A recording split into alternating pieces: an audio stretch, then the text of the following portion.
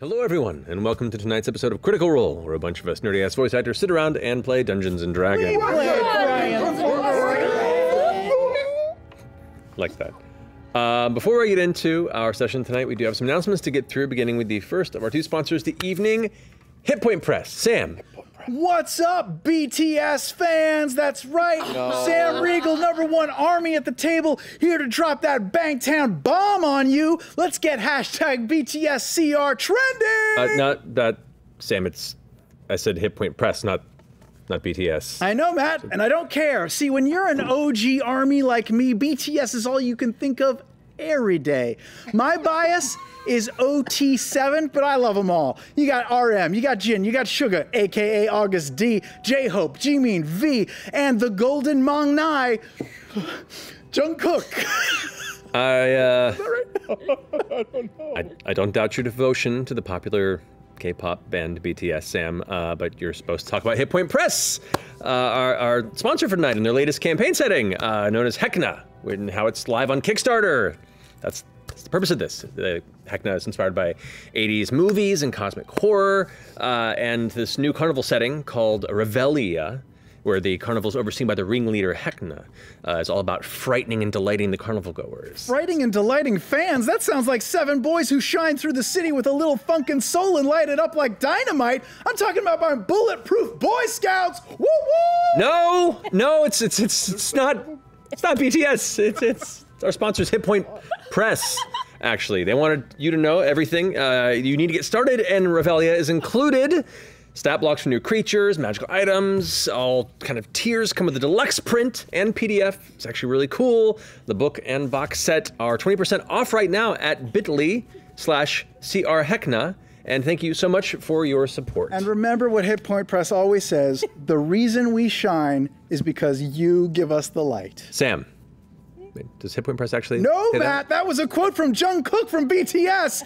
I know I'm a couple days late, but happy 23rd birthday, Jungkook. I purple you. Hashtag BTSCR forever. Back to you, Matt. Yeah. Okay, thanks. Is that why your hair is that color?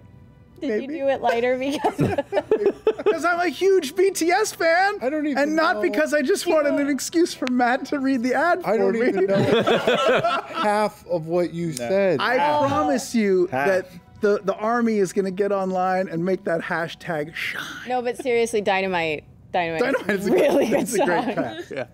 No, BTS is actually really good. Yeah. Anyway, thank you, Hit Point Press. Hit Point Press. What you were listening to when I I was he's in. rapping out to it in the He's car. in. Marisha Yeah, you think rolled out my window He's- and I was like, yeah. he's good at irony, mostly. Yeah, it was great. Not so much with him. So anyway, our second sponsor tonight, our friends since the beginning of Campaign 2, D&D Beyond. This is the last week to pre-order Icewind Dale, Rime of the Frost Maiden on D&D Beyond, and unlock special pre-order perks like the Glacial Ice dice set, the digital dice set you can use there, 13 character sheet backdrops, 5 colored character themes, and 11 portrait frames, including the animated Aurora. Woo. You can pre-order today at dndbeyond.link/Icewind. And thank you guys for your support. We have a few more announcements to get through. The first up I have after that is for Brian. Brian. Yes! What? Pardon me, you beautiful yet dangerous woman, while I make this announcement. Look at that hair. Thank you, Travis. It's true, what many of you have heard, especially from Marisha. Come in a little more. Critical Role's flagship show is coming back. It says it right here. Critical Role's flagship show, says right here, is coming back to the internet this Tuesday. To the internet? It's Talks Machina. It's back this Tuesday. The internet was where it's always been.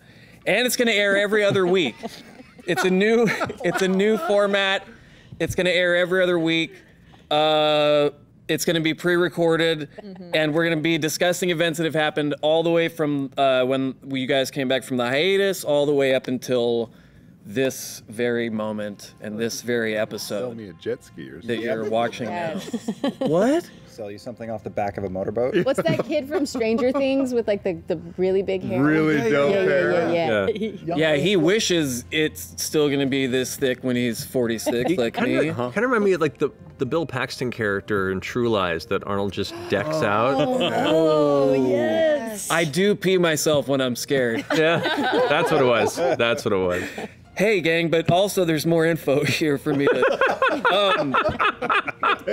Because we're going to be taping Talks Machina before anyone has seen, even you, the episodes of Critical Role, the questions are going to be from Danny and myself and our production team. But we'll still have our fan art and cosplay. Join us this Tuesday, September 15th, 7 p.m. Pacific on Twitch, or catch the VOD on YouTube. I know, I'm killing it. On Thursday, she's looking at me like this is the most amazing thing she's ever seen. I like it. Or catch the VOD on YouTube on Thursday, September 17th. And on the Critical Role Podcast Network. It's also the flagship show for the podcast network. Good. 1 week later, that's my time. Yeah! He's back.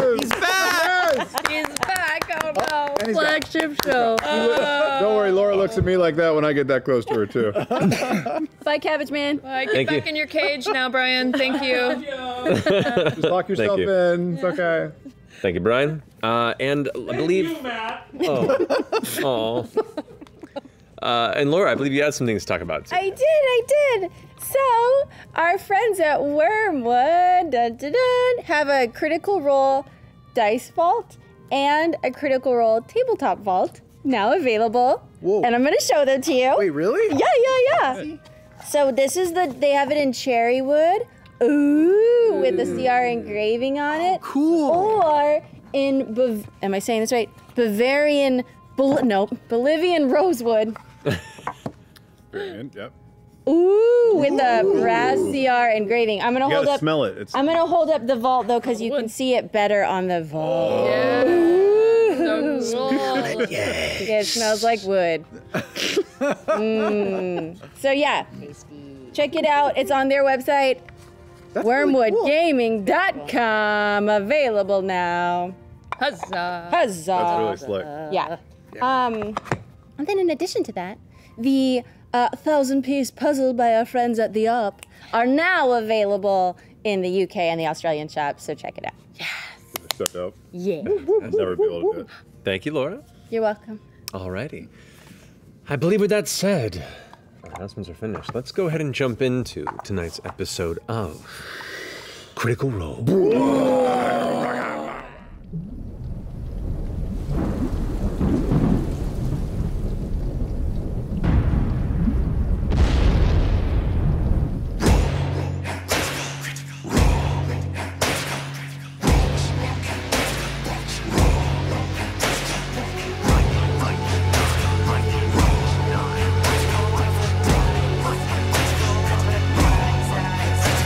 The adventure begins. They were always beside you, your nerdy best friends, and the DM to guide you. And they rise from the flames for the battles ahead.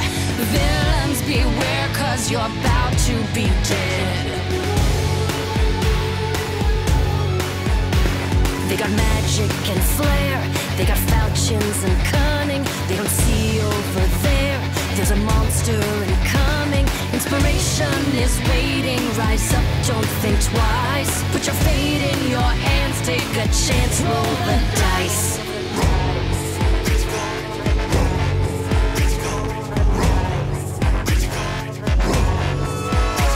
Can you answer the call? Digging deep in your soul as the legend unfolds. Now it's your turn to roll.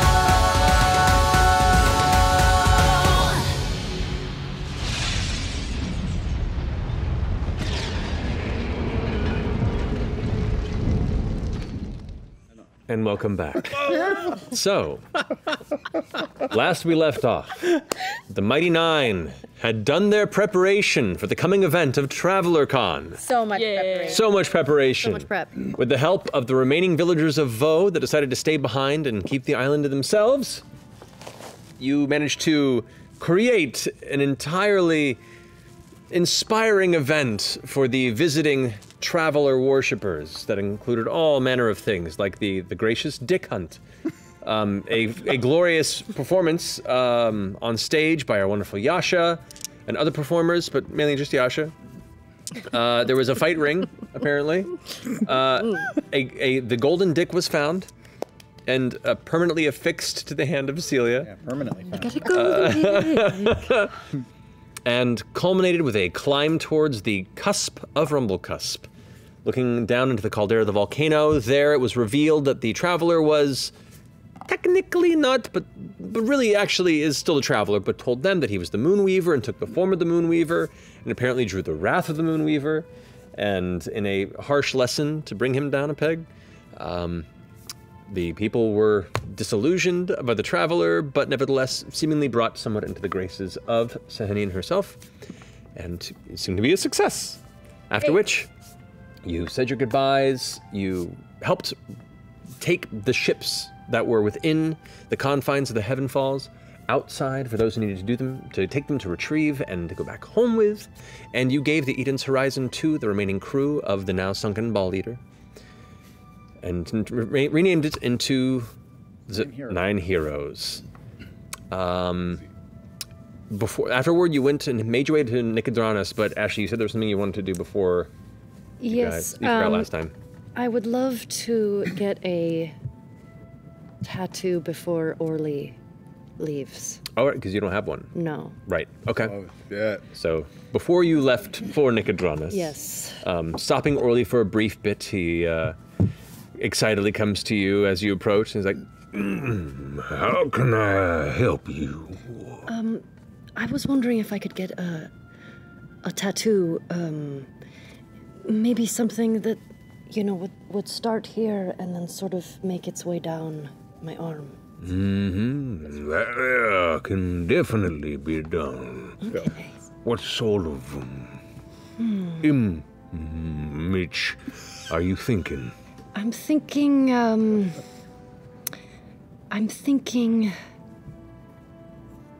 like runes. I'm thinking I would like to spell out in runes, Orphan Maker. Very well. Now, what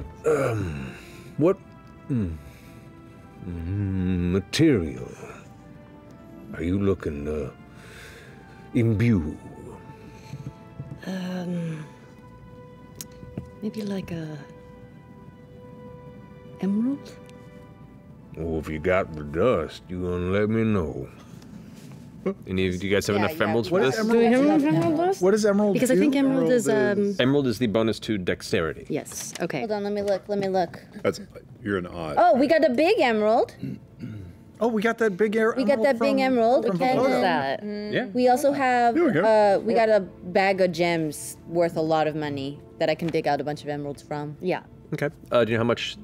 Did I tell you how much the larger emerald was The worth? large emerald you said was worth 250 gold. And then the bag of gems, I think the total worth now is around 2,000. How much emerald does she? How much do you? 2,200 gold worth. Oh, of pure emerald. Oh boy. Yeah, we have some more. Let me look. Can the wizard do some sort of transmuty thingy? Can you turn some of the gems into emeralds? Into Like Yeah, a whole make us bag of emerald gems? rich. into Wait, I've got residuum. It's a bit beyond. Does that help? Residuum could take the place of some of that, yeah. Okay. Okay. Well, how much emerald dust would you say we can make from our bag of gems and the big emerald? I'll say with the bag, Like 1,500? I'll say a little over half. So like 1,200 from the bag, and then you have the other ruby, so 1,450 Okay. between the two of those. So you need about 750.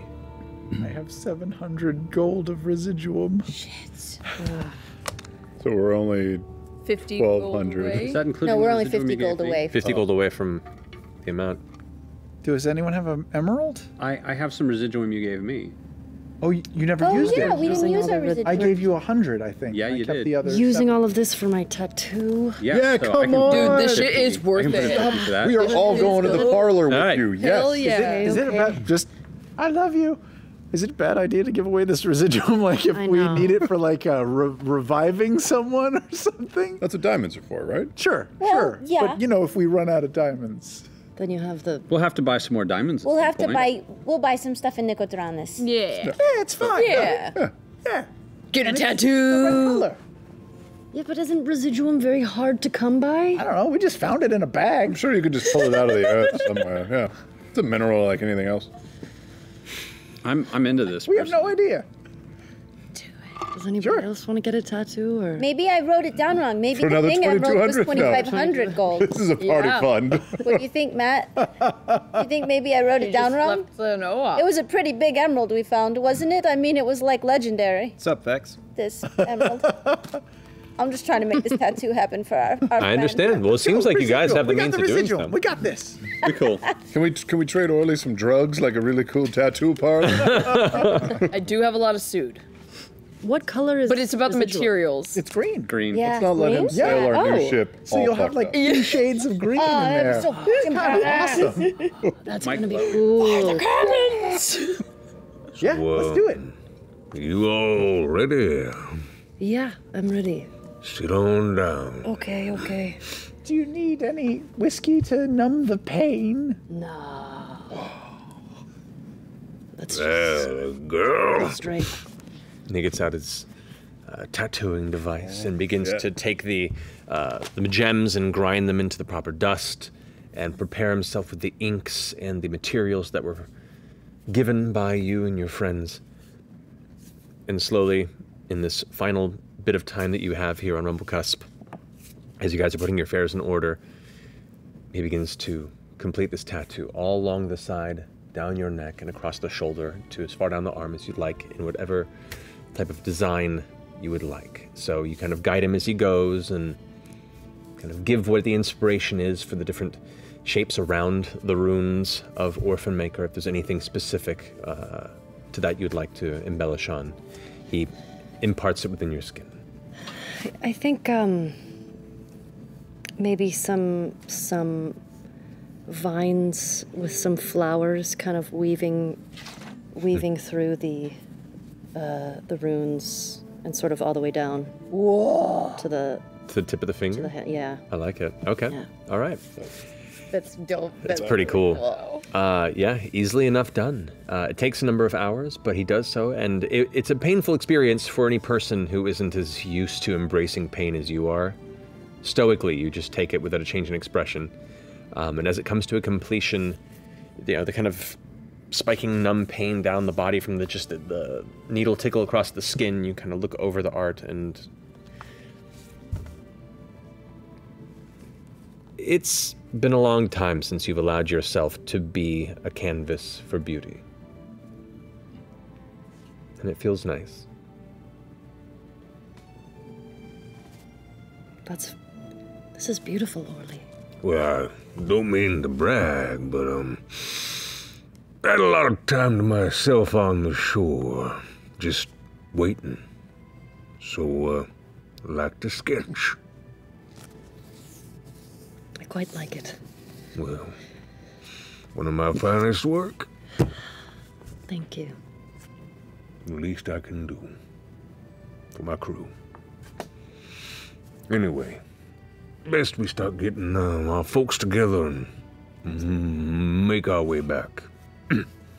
So that is a permanent +1 to your dexterity. What does that do to you? What are you? You're maxed out now. You're 20. 20 across the board.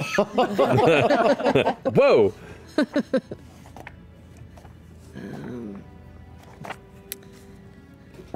me add this in. Gotta do the butt. And so, as that's being done, then we come to where we ended last episode with you guys making the jaunt towards the Tide Peak Tower, Nicodranas, your brief discussion with Yusa within his tower, letting him know of some of your concerns and imploring him to look into what information he may have on the Eyes of Nine and this vision you had, while you then, exiting his tower, make your way into the familiar and welcoming streets of Nicodranus midday.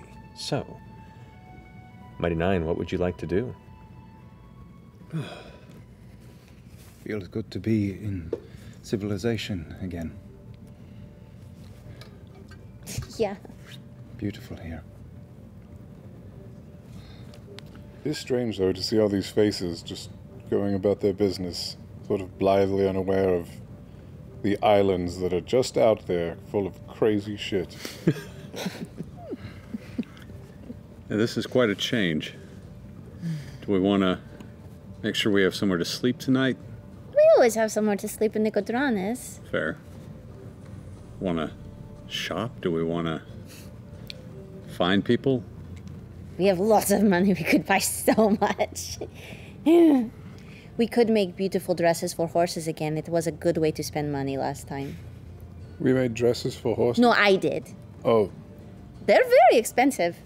The horses have dresses now. Well, yes. I feel like I missed that. I did that before Oh. on my own. I feel like that's the sort of thing I would have noticed. Yeah. What did they look like? Very frilly. Like petticoats, everything. I had a carriage when I first left here, and it was like the most glamorous carriage you could ever imagine, and I had horses with dresses. That took me a bit. Oh, my goodness. I know, it was a dumb purchase, but I think worth it at the time. So does the dress stop around the midsection, or does it make it down all four legs? Okay. Remind me of our plan. We'll stop by to see your mother for a bit, and then are we going straight to Zadash or one of the Cobalt Reserve locations? We were going to do some research on stuff on Nine Eyes, right? Yes. And then, but also with a mind towards heading towards the baddies, the Rexentrums. We're going to check in with Jester's mother, with your family. Of course. With the libraries at home. And then maybe see about picking up a little extra work. Extra work? From the assembly, yeah. Does not pay very much. No, that's what I hear. But you know, you get points. Yeah. You get free food, free craft service. I do okay. I have a unique look. Haven't Oh, you played like thugs and stuff. A lot of furball. Dumbest joke. That's pretty dumb. Well, so where are we going after this then? Well, I mean, maybe we're getting ahead of ourselves. I do need to go shopping. I am highly in need of high-quality paper and ink. It has been a while since I've been anywhere near a storefront or a bookstore. So it's been a while. It has been a while.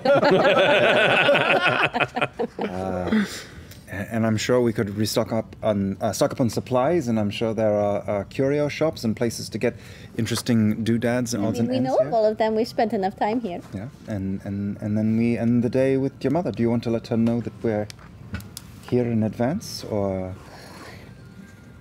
It is a lot of fun to see her surprise. Maybe I'll sneak by just to make sure that she doesn't have company tonight. But I don't want to let her know we're here.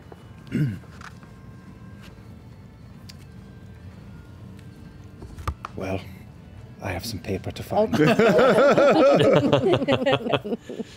All right. Well, there are a number of shops that you can acquire elements of the paper and inks that you require. It's a bit piecemeal. You have to go from place to place because the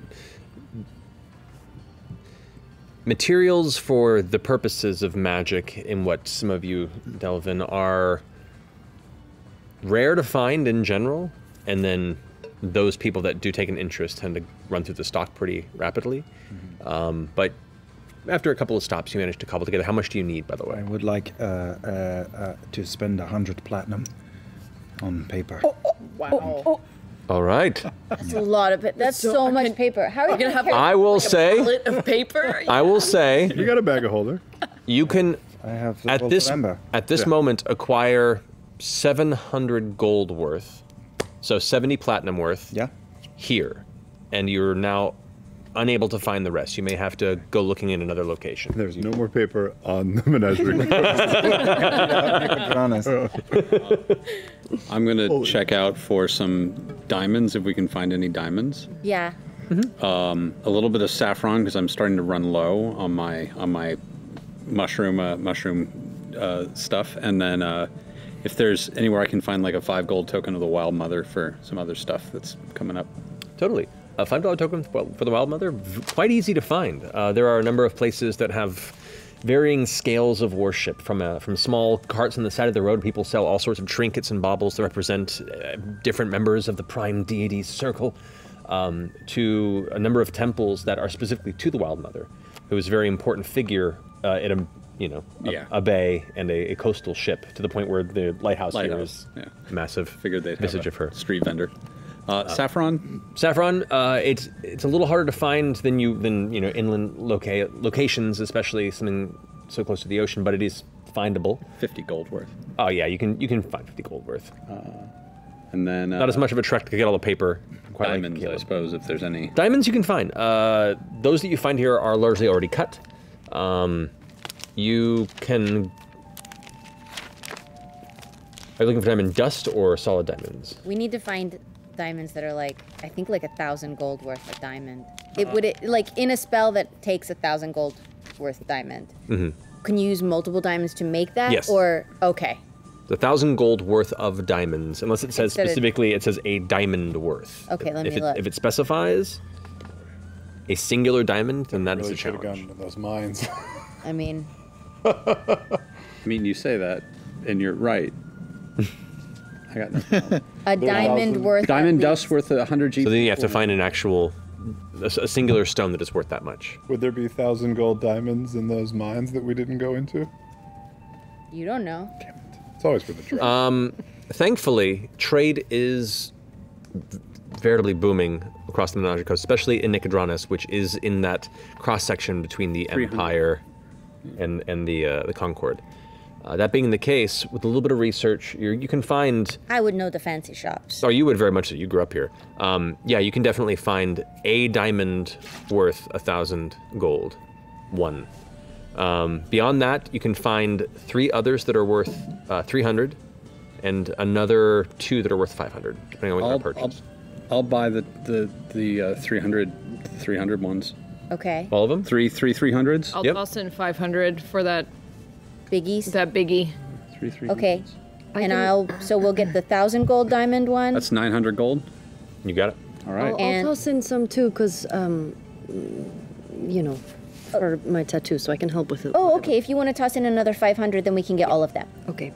Okay. Let me know. So we're just going to get both the 500 gold ones and the 1,000 gold ones. Sure. Yeah, you bought all the diamonds. All right. As if you weren't already making friends here, there are a couple of local jewelers that are very happy to have you as patrons. Yes, and I remind them to visit the Lava Chateau. Oh, of course. So I would not think of otherwise. Right. Okay. Have a good day. Thank you for your purchase. Mm-hmm. All right. Can you all magic meld 2 500 gold diamonds into 1,000? I don't think it works that way. But maybe Caleb could. I don't know what kind of thing. I think you can use multiple diamonds for some of them. Yes, you can. And then diamond dust for greater restorations of thing. I think I could make you one large lumpy diamond worth less than what you started with. How many of us have healing potions? I have these guys. So they're... All right. We should probably find a store nearby that has some. That's a good idea. Where would I go to get something enchanted? Is there such a store here? And would it be the same place that someone else is going, or? It's like wizard shit. Yeah. Depends on what enchantment you're looking for and how powerful, because enchanting as a craft is fairly rare. To the point where in Zadash, the only really major magical item broker that you've encountered there was Pumat. Well, you know, like, basically, if I wanted to say make another flask of unending something or whatever, like, where did I get that? Was that in Zadash? Yeah. you had that made by Pumat. Oh. Yeah. Oh, wow. All right. When we go back there, I guess we'll go back there. Okay. Oh, I guess I can remove my penis party favors from my inventory. I imagine you keep saved one. a few of them. Never met. Yeah, you have to have one for the scrapbook. For the shadow Penis box that party you make favor, later on. You got it. It's no longer a plethora Yeah, look. of penis party favors. While Nicodoranus is popular in trade,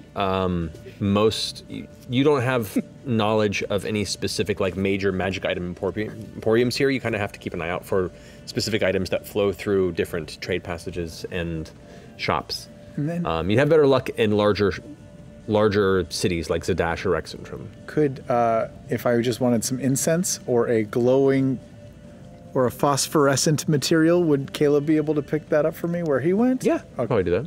Caleb, give me some incense or some phosphorescent material. Is there like a general store? There's actually Yeah. Seafarer's Bounty, right? Yeah. Yeah, I'll go there. Alrighty. So you make your way to the Seafarer's Bounty. Notes. Yeah, really good notes. Jester, I'll trade you Seafloor's Bounty. Or Seafloor's Bounty. In the open quay or We'll key. say that I give you everything for one Frumpkin summoning, which takes incense. So as you and I'll just deduct that. You walk back into the somewhat scattered, cluttered pawn shop, if you will, and there within you see the older female gnome, Sheila Bob Snopper, who you've had one of them with before previously, kind of leaned forward and, "Hi, can I help you?" I need ball bearings. Lots more ball bearings. Ball bearings? I kind of ran out. I've got like 300 left out of my bag of 1,000. So yeah, you sell bags of ball bearings and also bottle rockets. Oh, well, I can certainly get you some bottle rockets. As far as the ball bearings go, I can get you some. How many?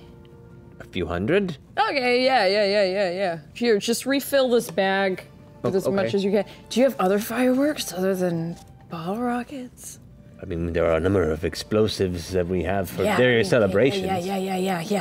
Do you have like a variety pack? How much do you have to spend? Let's just say plenty. Any, I can buy you out. I could probably buy the shop. Whoa. I'll be right back. And she kind of like looks out the front door and closes it, shutters the windows, puts on a couple of lanterns, goes into the back room. Before she goes, she refills your bag of ball bearings to 630 ball bearings. Yeah. Replenish the ball bearings. I have to look up again how much a bag of ball bearings is. Come on, that's the offhand knowledge. And you're right. I apologize That's for right. my Don't let it happen again. inability. I won't. Ooh. Here we go. We're getting over into the tools and items here.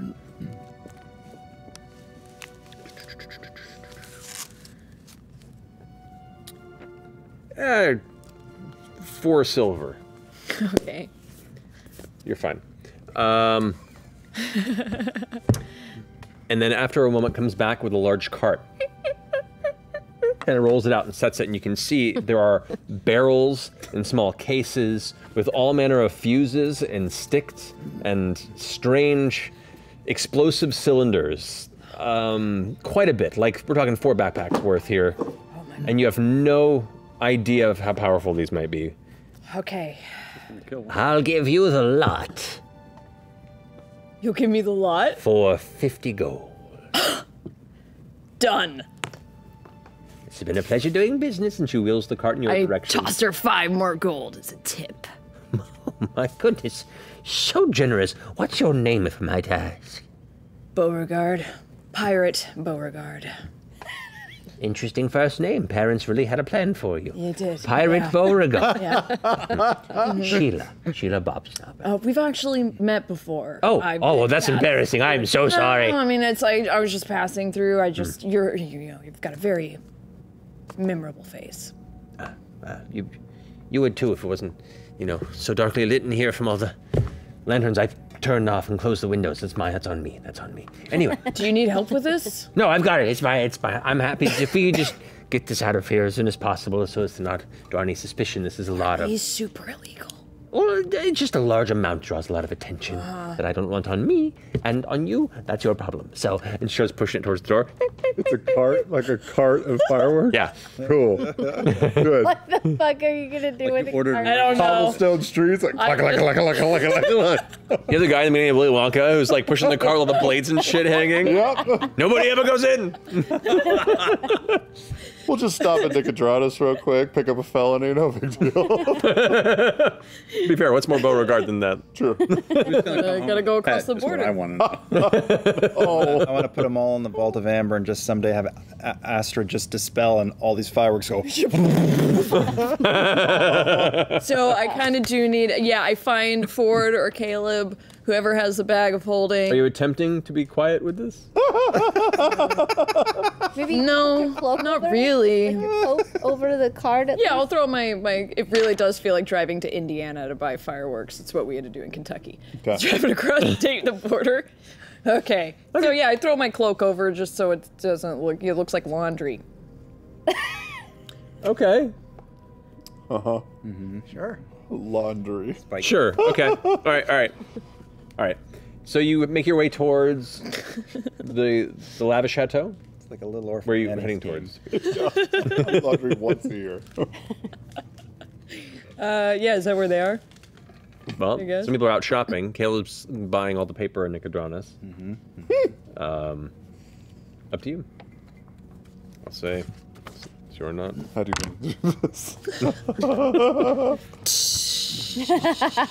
You do notice partway towards the opal archways that a handful of Zalezo are kind of trailing you from about 25, 30 feet back. They're trailing me? Yeah. All right. I just clock them as I keep going. Okay. Okay. And you make your way to where? I guess I don't know. Do I know where people went? Did we all just scatter? Everyone's just kind of scattered, yeah. A bunch of middle schoolers at a theme park. Yep. No plan. We do need to get some healing potions. You do. I went toy shopping and clothes shopping. Perfect. I'll just head to the Lavish Chateau, wait out front. I know they'll be there. With your fireworks. Yeah. Sorry, ma'am, no loitering. Okay. Terrible idea. Eventually, as you're waiting outside a bit, the Zalezo are watching and begin to kind of slowly approach, right as Carlos comes to the door, who's one of the, he's the tavern manager at the Lavish Chateau. You've seen him before, though not been fully introduced. He goes, excuse me, what are you doing with this out front? This is Carlos? Yes. Oh, Carlos, hey, it's me, Beauregard with the Mighty Nein, friend of Jester. Oh, right. Yeah. Can I bring this inside, real quick? What is it? Goods, celebratory goods. Okay. For the party, it's gonna be Looks great. over your shoulder, and the three Zalezo walk out. It's like, is this person bothering you? No, not at all. They did a shopping job for me, so do not worry. Everything is good. Thank you so much. We'll go ahead and take it round back, and we'll put things away. Help me stock as well. Thank you for your watchful eye. And they kind of, all right. Come see the Ruby of the Sea. No, but seriously, what? I just bought a bunch of fireworks, dude. Okay. Well, now I'm This could amp up a conspirer. No. You can Bring it in. It's fine. Just don't put it near any of the lantern oil. Yeah, that's sure. Yeah, that makes sense. Bring it in. Yeah, okay. All right. So he helps you get it somewhere safe and out of sight. Okay. You're buying toys and clothes, you said? Yes, I'm gonna buy some toys for my son. So like a set of blocks and some more targets for him to shoot at. Okay. And They've got these tops. When you spin them and make more tops, those are pretty cool. oh. That was a throwback. Yeah. And then maybe if there's time, some clothing shopping. I'd like to get sort of matching family outfits Or like a Christmas picture, sort of a thing. Okay. Between all the custom outfits, the toy purchases, I'll say it'll put you back 2.5 gold. Cool. Oh, wow. I'll tip an extra copper. Cool. How very Sam Regal of you.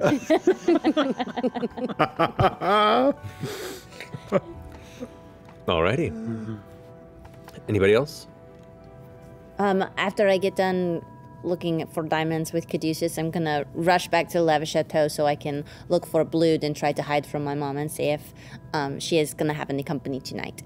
Okay. All right. So as you make your way in, you catch out of the corner of your eye, Carlos and Beauregard are currently like pushing a cart off behind one of the stacks of kegs and boxes. And as you make your way up the staircase that leads to the secondary floor, you can see Blood is sitting on a heavy stool and is like, he gets in a mode where he's kind of napping but is still aware. You know, that kind of like creepy grandparent eyes still open nap. Mm-hmm. But he's paying attention and he's just kind of like... Yep. Jester. Shh. Where are you going? Is Mama busy? At the moment, I think she's just reading her books. Is she going to have company tonight? I think she has somebody scheduled, but I mean, for you, she changed that. That can be pushed back. Okay. Do you need me to talk to her for you? No. No. I was saying shit to myself because you were being quiet and I wasn't. I'm just gonna go say hi to her right now. All right. Oh, okay. Fair enough. I'm gonna get back to my watch. Okay. I wait from the upstairs at Bo. Hi. Shh. Oh. And then I go in. Okay. You come and push open the doorway to your mother's quarters. You can see she still has the balcony window, or doors and windows open, with the long silken elements of material just kind of flowing in the ocean breeze. The light that's filtering in, you can see across. She has her bed and she has her counter where she has her book set up there, and she's currently on the bed with the window behind her open, and she's kind of reading by the sunlight as it's coming in. She kind of looks up with a small pair of glasses that she has on the end of her nose and kind of takes a... Jester? Shh. I'm surprising you. Look the other way. Sets her glasses, takes her book, closes it, puts it on the table, gets off the edge of the bed, and turns around. I creep up behind her, put my hands over her eyes. Oh. Guess who? Is it Blood? It's your little Sapphire! What? Picks you up and gives you a huge hug and begins just showering kisses across your face and goes, "Oh, my Jester, how are you?" Good, I'm so glad to see you. It's so wonderful to see you as well. I did not expect you to return so quickly. You usually Has it been quickly? Well, I mean, you generally go for long periods of time, and it feels like it's been forever, Mama. You told me you had so much to do last time we spoke. I'm just happy to have you here. We went to an island, and there was a fake god there, and then there was another fake god there, and then a real god came there. Woof. That is what one would say is escalation. It was. It really was. Wow. What did you do?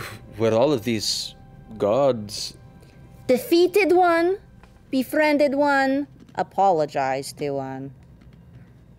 And at the end of the day, everyone learned a lesson. Well, I'm glad to hear there was lessons to be learned in your adventures. So all of us are in town again. Can we stay here? Oh, I know you have company tonight, though. We can totally leave you alone. They can delay. It's me. Of course. I'll get rooms ready. How many? Do you have more friends you brought this time? The same amount. Same amount. Okay, that can very easily be done. But don't let Veth's family know, because I think she wants to surprise them, okay? Very well. I will keep it a secret. They rented an apartment. Oh, they're not still at the Lava Chateau? I think when I left last time, I gave him money. Yeah, you gave him money to give him an apartment. Find a condo or something. Oh, well then never mind. I didn't realize they weren't here anymore. That's all right. Veth, are you here? Oh, hello! Veth, oh my goodness! And runs up and kind of grabs your shoulders and looks you over. Ah, the beautiful face. It's so good to see you again as well. You smell wonderful, which tells me that you repaired your bathtub. Indeed. It's Excellent. Excellent. a worthy endeavor. It is, to be honest, much better than the last one. So thank you. If you need to be reimbursed or something, I don't want to. It's fine. All right. We'll just say you owe me a favor. Ooh. Okay. That's serious. When Mama asks for a favor, she means it. Oh. Okay. It's so easy to do. Not worry. Hard a little bit. I wanted to know where my family lives. Oh, come to the balcony. And she brings you to the outside balcony, and as the kind of warm light comes upon you, again, you're still carrying your bundles of toys and outfits and such. She points down the opal archway. There is a set of small structures and a set of 4 towers that kind of come off the top of this larger complex. And she says, right there in the second tower, there is, you see these 2 windows that are conjoined on that one balcony there? That is where they're staying. Thank you so much. I'll. Have you seen them? Are they okay? And do they come over for brunch and stuff? I don't know. Yes, they come by and we talk for a bit, and just wanted to check up, and they seem to be all right. I'm sure they'll be very happy to see you. All right. Well, I'll just message you. Yeah. Oh, bye. Elizabeth takes off. I will make sure there is room for you and all your friends. Okay. How are you? Feels good to be here. It is good to have you here. Yeah. How are you? I'm good. Things are crazy. Apparently. Yeah. Last I saw you, you seemed to be carrying a heavy weight. Yeah. Is that any lighter? Yes? Well, that's good. Yeah. It was really hard, but at the end of all of it, it kind of made me realize what's important. And how important everyone around me is. So. It's funny, I had an experience just like that. You did? Many years ago. When I had you.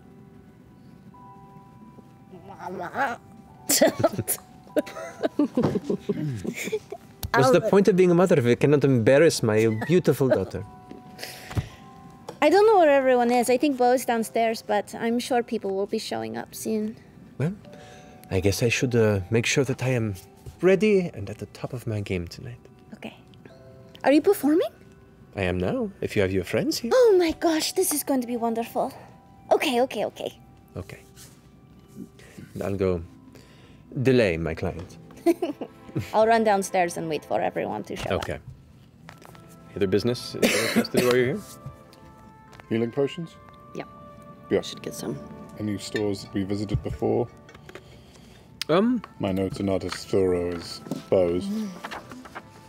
Oh. Or that. Meandering Treasures? No. There's Meandering Treasures is another place you've been that might contain it. It's over in the Restless Wharf.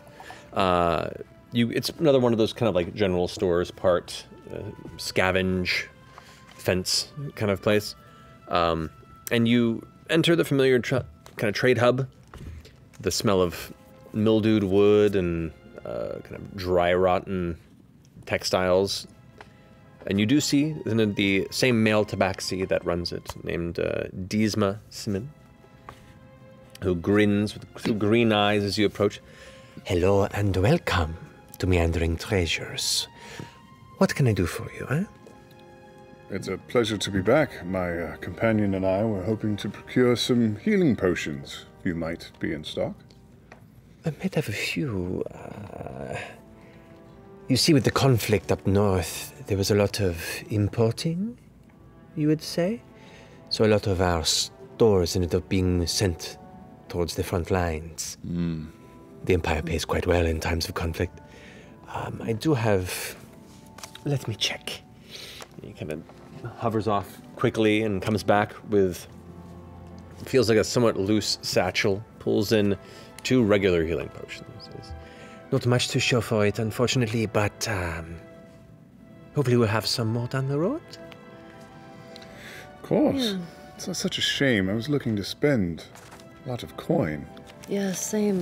With my coin purse is just a little heavy. I'd like to lighten it. Just Seeing it sort of had that slouch going. Yeah. What was that? If there is anything else I could help you with, perhaps I'm happy to, ease this itch to spend. Just with this particular thing, it is a bit, how do you say, hollow at the moment. Sure. We are only passing through. Perhaps if you would let us know of your featured items at the moment? Things that are of particular interest? Yeah. Anything a little fun? Fun? Well, what sort of fun are you looking for, eh? Well, I don't know. Yes, featured items is probably a better way My to friend say does seem to find the harder side of action, so perhaps anything that might give her an unfair advantage? Well, and he goes back and finds this other small, like a dark stained wood blocky chest with some like brass clasps on the sides, and opens it up. And very carefully, you can watch like his whole physicality changes as he places it down and lifts the top, and very gingerly moves out these like slender vials with a looks like almost like a rubber stopper on top. This is a bundle of alchemical fire that, upon impact, will incinerate what's in the vicinity. Alchemical fire. Okay. We do have a member of our party that can do that, just with a snap of a finger. Well, so then maybe not this one. He carefully puts that away.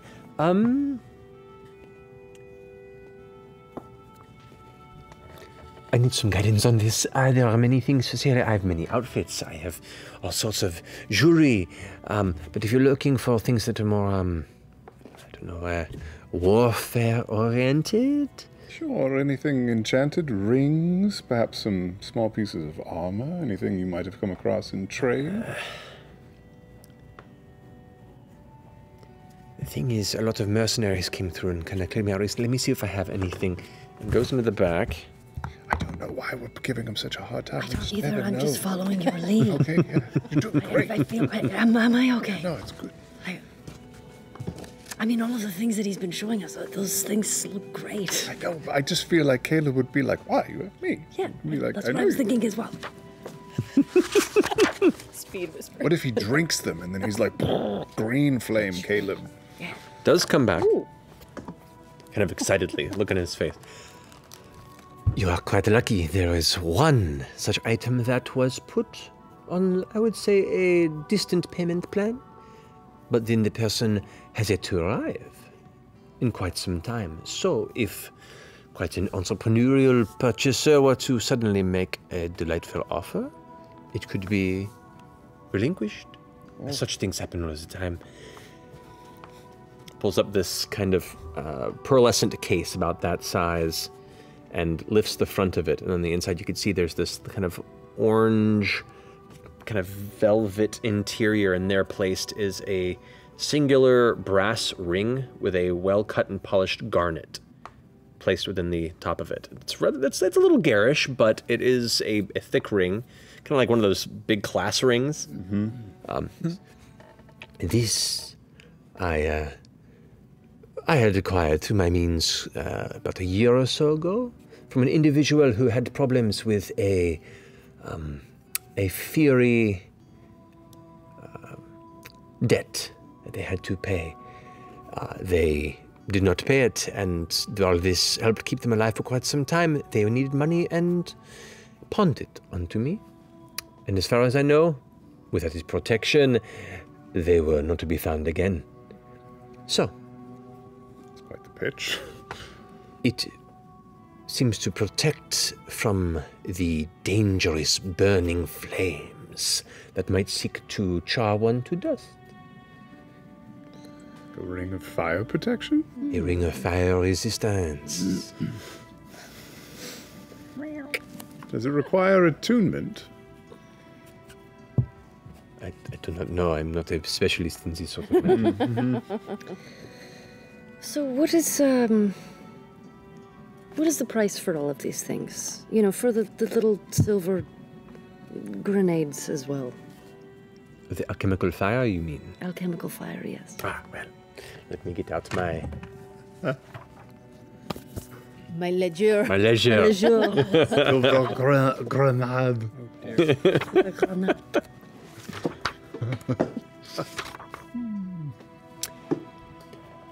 They are per flask on their own, about 60 gold pieces apiece.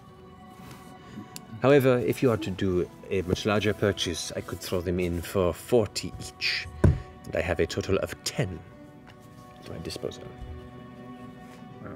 Just kind of fucking get them, yeah. Yeah. What is it? 400 gold? Yeah. Yeah. Yeah. We just spent a fuck ton on diamonds. And for the ring, such a fantastic piece. What sort of number were you entertaining? Well, I'm looking up if it is indeed. Pardon me, I'll go ahead and check it out. That's fine. Since you asked if it was attunement or not, Yeah. I want to make sure you know that. It does require attunement. So, this ring, the person had it waiting for about 5,000 gold pieces. But with a better offer, it could be relinquished. Huh? That's a lot of money. Fire resistance. Are we planning to go to any lava fields anytime soon? Oh man, we just did. Yeah, I feel like. But think about how much fire spells Caleb has. I know. If we ever do fight. So you can go danger close on one of us, no problem. I'm okay! Kira bubble, I'm half alive! A Kira bubble. Half alive. It's inevitable, really. We're just waiting. Pretty much. 5,000 gold. Achoo! Yeah. Yeah. I think we're okay with I think we're okay. That's a little steep. I think. It's not a worry. It's a beautiful piece. I think we will take Yeah. the chemical fire off your Yeah, hands, for sure. just because, and both of your healing potions. But The alchemical fire that will take all of those. right, and then the 2 healing potions, and you're not having the ring? I don't think so. I think we 5,000 just need feels it. Yeah. rich. Yeah, it feels a little much. Alas, I guess I'll just have to wait for its proper owner to return then. And would you mind telling us who's waiting for it? I actually do mind. It is a privilege between the customer and the client. But what's interesting is you were ready to give it to us, so you obviously don't care about. I care enough to keep certain things privileged, but I am not so ridiculous as to not make business better, huh? Fair. Now I kind of want it. Oh no. Rope-a-dope me. 50 gold for the name of your ring's owner. Why are you so interested in the name of this owner? Why are you so against the idea of 50 gold for a name? Would you appreciate it if at this purchase you made with me, the next person came in and said, I was looking for this very dangerous-looking couple, and who are they? And I went and told them your names. He thinks we're dangerous-looking. But we did not tell you our names. Oh, we didn't, did we? No, but I'm just trying to make a point. I run a business by being, for the most part, reliable. I'm just looking at my equipment real quick because I don't think I can unattune from anything.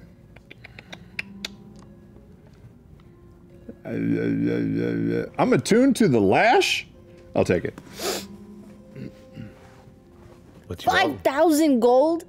Sorry. What if we go to hell or something? Or we're like in the middle of a volcano? Gonna be Puma. I'm really rich. What You're really rich? Yeah. Buy it? Yeah. what kind of deal can we do for everything? Yeah. Because you know, we're gonna get all of it, so I'm sure we can bring the price down for the ring just a little bit. If you were to buy it all together, I'd give you the lot for the entire lot for 5,000.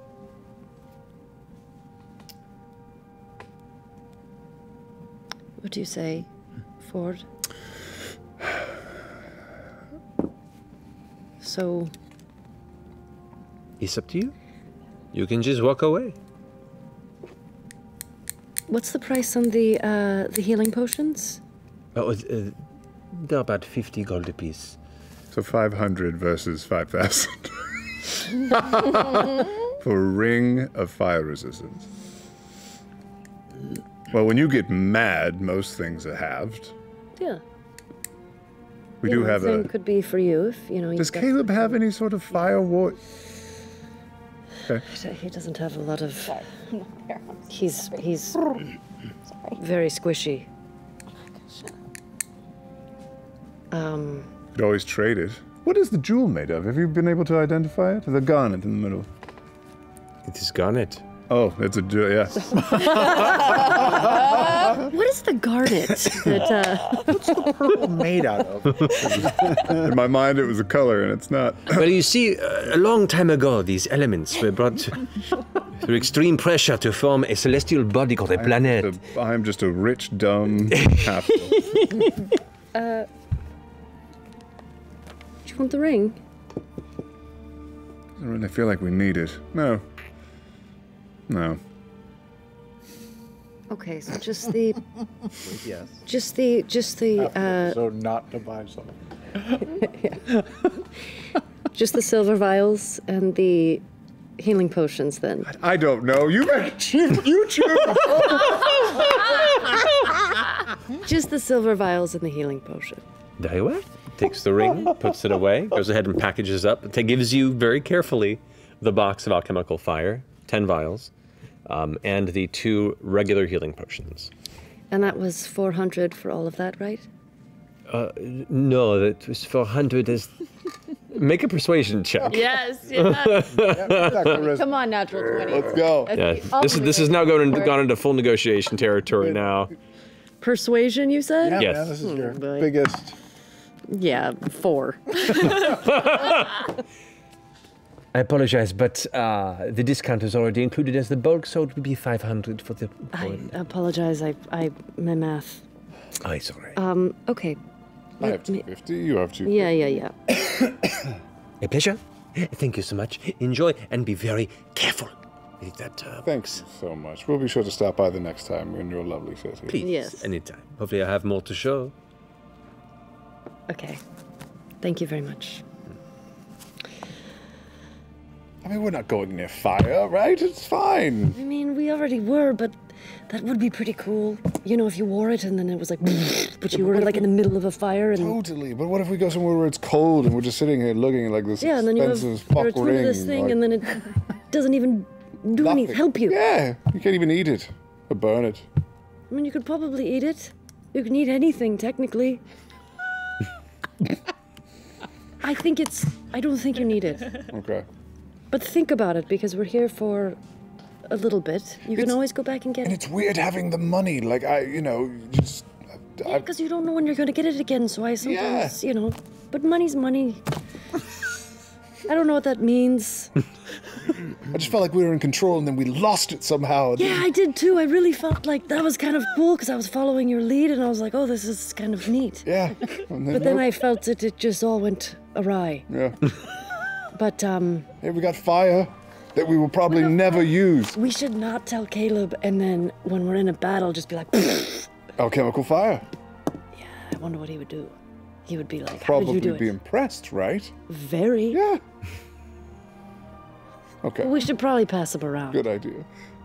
No, this is for us. Okay. We pay for it. That's a good point. That's a good point. So the only people that get any healing from the diamonds are definitely going to be Bo and Yasha and me and Caduceus. Yeah, because we're the only ones that put in money for that. Good point. Well, let's not be hasty. Well. No, it's only fair. Yeah. It's a very good point.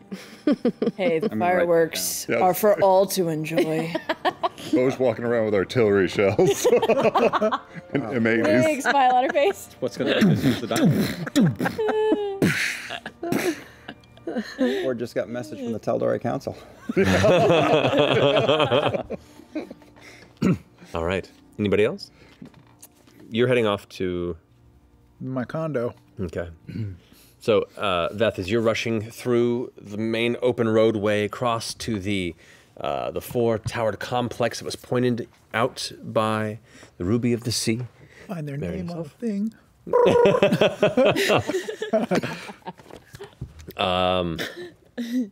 It's not how it works, but yeah. Okay.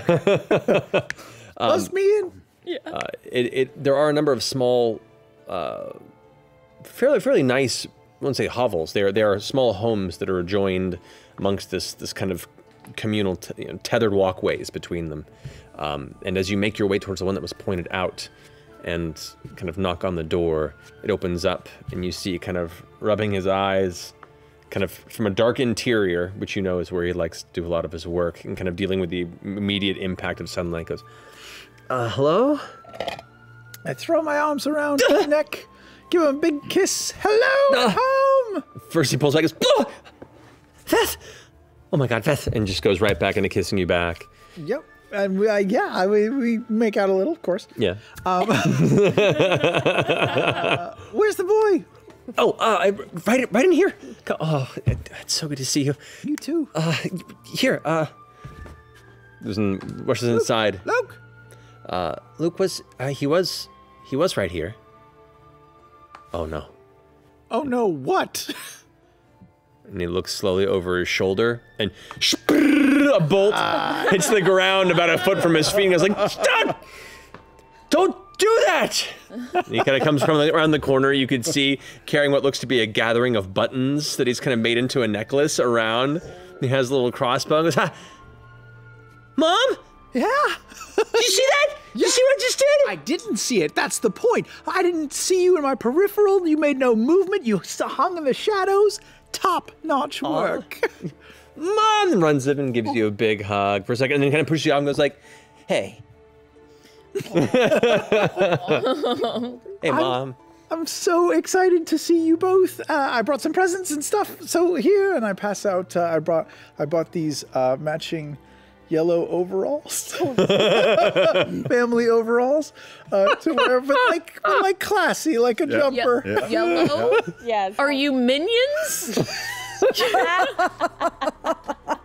just thought they'd be cute, and they're made of a really soft material. They can use them as like loungewear around the house. Oshkosh. Yeah. Yes. You know, we can hang out together. Luke's like, "Cool!" Starts putting his on immediately. This is like, "All right, it's a choice." You know, it's got pockets. You can put your hammers. Much like shit in like Ralphie putting on the Pink Bunny outfit. He's like, "Okay." I mean, I went to one store. Anyway, I got some toys and stuff. Luke is already kind of in the process of going through them and seeing which ones are unbreakable. To see which ones he can use to break his other toys. But overall, it's just super excited and it's like, "Mom, thank you so much. Thank you so much."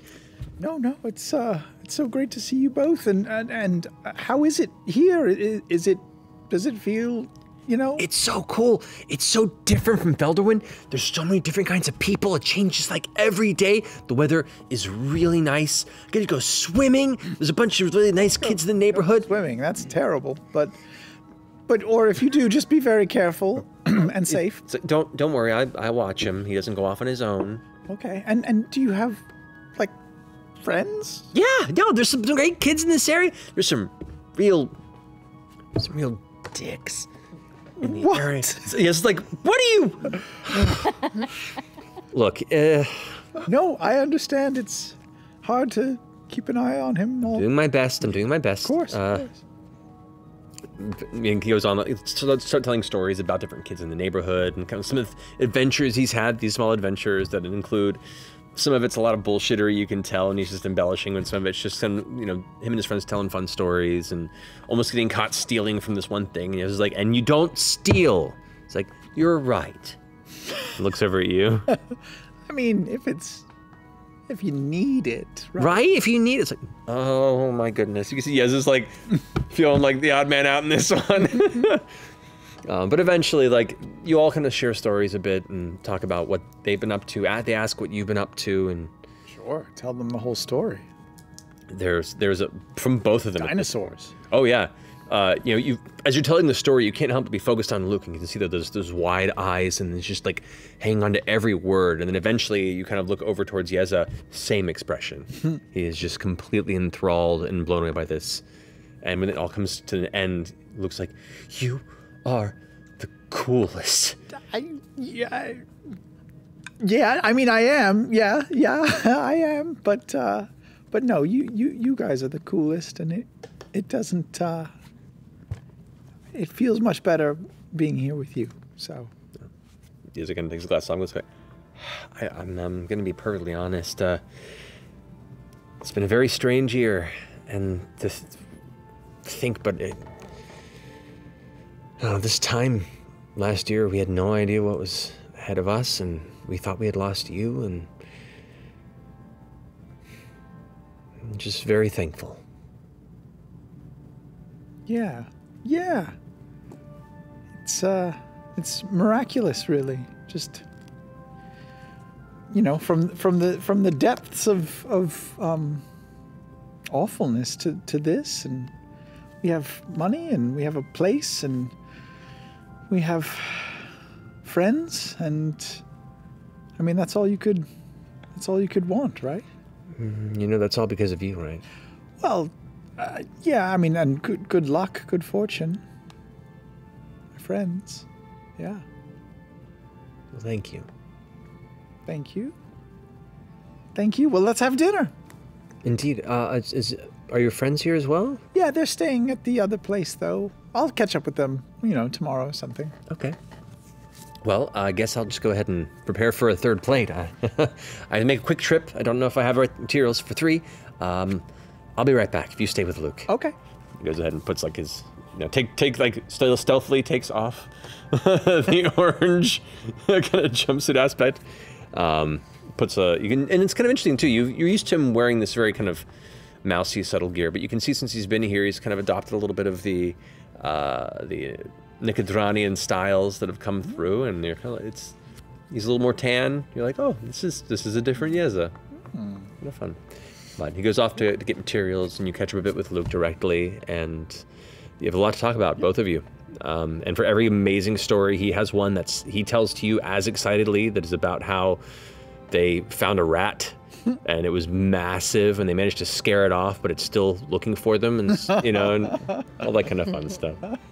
But yeah, as the evening draws around, you all gather again for a fantastic performance by Marion, the Ruby of the Sea, directly to you all. And even though there was an unplanned performance, word gets around quickly, and a crowd does gather within the lavish chateau. However, premium seats are saved for the Mighty Nein. And while this performance is for all to enjoy, you can't help but feel like this is a very personal and focused performance for all of you. You're welcome to join when dinner is over and bring the family, or you wish to stay with them. No, we'll just stay. Okay. You can hear the performance like from a distance, and it's nice to know it's there. There's a comfort in that proximity. And at this point too, Yez and Luke talk about how they can, at this location that Marion helped them find, they can hear the performances and numerous other musical acts that come through the Opal Archways. And it's nice to be around more culture than they're used to in Felderwin. And as Yez says, it's actually been very good for Luke too. So, it's a nice evening. Is there anything else you wish to achieve before the night is done, or do we move on to the next leg of your adventure?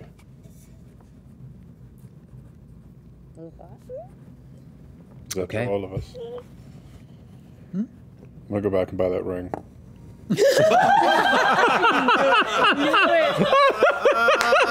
it. I'm dying. This whole time I'm he dying. has been- I'm dying. I'm like a fiend outside the window, like knocking on the door. We're gonna be in another city in 12 hours. I can't let it go. I can't let it go. Get it. Make him tell you who it's for, though. Jasmine. Make him tell you. I will. Okay. You're assuming they're open. You might not be there. At what hour did you go? I don't know. Or after the show. How long did it take Ford to eventually give in? It was pretty quick. It was like got down to the end of the block and was like, fuck, I'm gonna go back. I can tell, yeah. Okay, That's how most of my big purchases go in life. So make your way back in, and with a surprised look in the faces. Oh, back so soon, it seems. 4,500 plus the name of whoever gave the ring.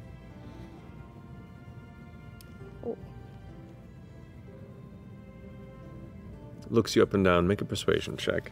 Come on. Come on, come on. 23.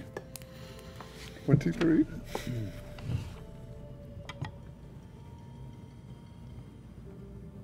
You look like a trustworthy individual. Most certainly. Goes and retrieves the ring and slides it across the counter to you. I'm gonna go ahead and remind myself who that ring was for real fast. Yep. Trying to do that noise that he makes. His name was Stonejaw. We have a fire wizard. How can we not have it? Who has fire resistance besides you? Do you? I don't have fire resistance. I have cold resistance. Anybody have fire resistance? I have no resistance. Well, you can set yourself to have fire resistance. If I wanted to with my transmuters. Exactly. But I like... Sure. If I want to, I could. But Whatever. it's not so like great. perfectly all the time. Feel like it. I'm so over fire. You should wear it like a pinky ring, you know. Like a little- What are those called? A ring. They go Pinky in A garnet? A garnet pinky ring? I looked it up and sure enough it says garnet. The ring was originally requested by a Lord Diedrich Sutan. Diedrich Sutan. But a year ago. Sounds familiar. It does sound familiar. But he has not returned. Dietrich. Year ago. Diedrich Sutan. Wait, what? I don't know why. The Sutan. It's somewhere Chat in is there. going like, oh, of course, To make Diedrich it remind Sutan. me You of know. the dash and our frame job for some reason, and the wealthy merchant. That's where my brain is going. He would travel here on rare occasions, but it has been some time. Well, too little, too late. It is yours. I agree, and all to my fortune. Thank you. The name, of course, is safe with me. 4,500. Thank you for your business. Have an excellent evening. You as well. Stay safe and far less charred. I thank you. It's like, it just goes over that, like, first knuckle. It's magical, right? It goes... It'll shape to your fingers. Is it back into dash? Upon inspection of the ring, The dash page. does it have any kind of markings or language or anything outside of just a beautifully crafted... It's beautifully crafted, though within a close inspection you can see the kind of like designed engravings around it What was that? are runic elements of the enchantment. So like it just looks like a very beautiful design, but with your knowledge in watching both Caleb and just kind of what you've picked up through your pact for as long as you've been with it, you can see that kind of hidden within it are all these various runes and engravings that are part of the enchantment that binds it. And as you place it on your finger, it seems to warm up for a second, and you almost become uncomfortable with the heat that it's acquiring, and for a second you're like, oh shit, I've been duped. Completely duped. And then immediately it cools and matches your body temperature perfectly. And you were kind of a little uncomfortable in the heat, you know, especially with your armor and everything, even though you're used to working along the shore. You're not used to being in the seaside heat in this tropical region of the continent in such heavy equipment. And the sweating and perspiration begins to immediately subside as you've never been more comfortable in this weather. It's a goth ring. You can wear anything you want, even though it's 110 degrees out. So cool. You're living the dream. It's made of pure freon. Take that photo off ever again. Oh, lucky. Killer. And weirdly tastes very sweet. No. Oh. Yeah. All right. Great. Totally worth it. There you go. So add that to your equipment. I will, and I will subtract a... Do you want to sell it back now? No, I'm good. No Immediately regrets it. All right. So after an evening within the lavish chateau, a restful night, the first restful night in a while in a very, very comfortable bed, well fed, well entertained, and happy to greet a warm morning. The rest of the day is yours. Mighty Nein, what would you like to do? We moving on? Not much of a staycation. I can send a message to Yusa and see if, just to remind him to keep an eye out for the 9 Eyes information, and then we can head off. Yeah. Yeah. Where would we go? We're going to Zadash? Well, we could perhaps message Derogna and see where in the world she is at the moment, and if she has still got work to offer. Oh, okay. Yes. Her name was Vess, right? Vess Derogna. It's my Okay. list. It's been ages. So she had worked for us, so I basically am just going to be like, hey, Vess. it's us. She has... Lady Vess Derogna. Okay. I'm going to send a message to Lady Vess Derogna. All right. Lady VD. Oh boy. Hey, Vess. It's Jester from the Mighty Nein. You said you had some work for us. Turns out we have some time. What is it you're thinking of? It's hard, right? A moment. I lost count. You gather you got the gist through Yeah. if you breached it. Ah. It is nice to hear from you. Yes. Opportunities definitely remain. Please, come visit. We can discuss in private. Visit where, bitch? Oh, shit. What the fuck? Come on. Come to the place where I am. You would? We would know she's somewhere. Her, offices were in Zadash, right? Right. If she was, you gather from the way she said it, that it was, if she was anywhere strange or unexpected, she would be specific. The invitation seemed to be towards her home, which you do know resides in the candles of Rexentrum. Rexentrum. Yeah. Okay.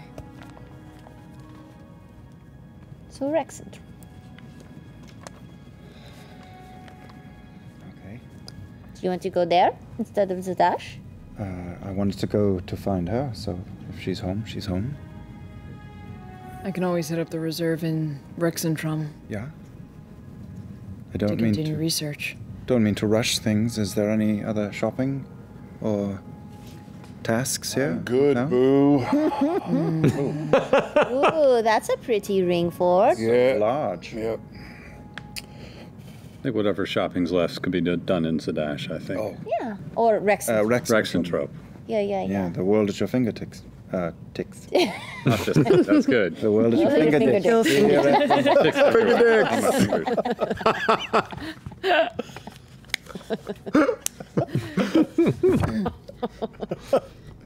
The chaos reign. Oh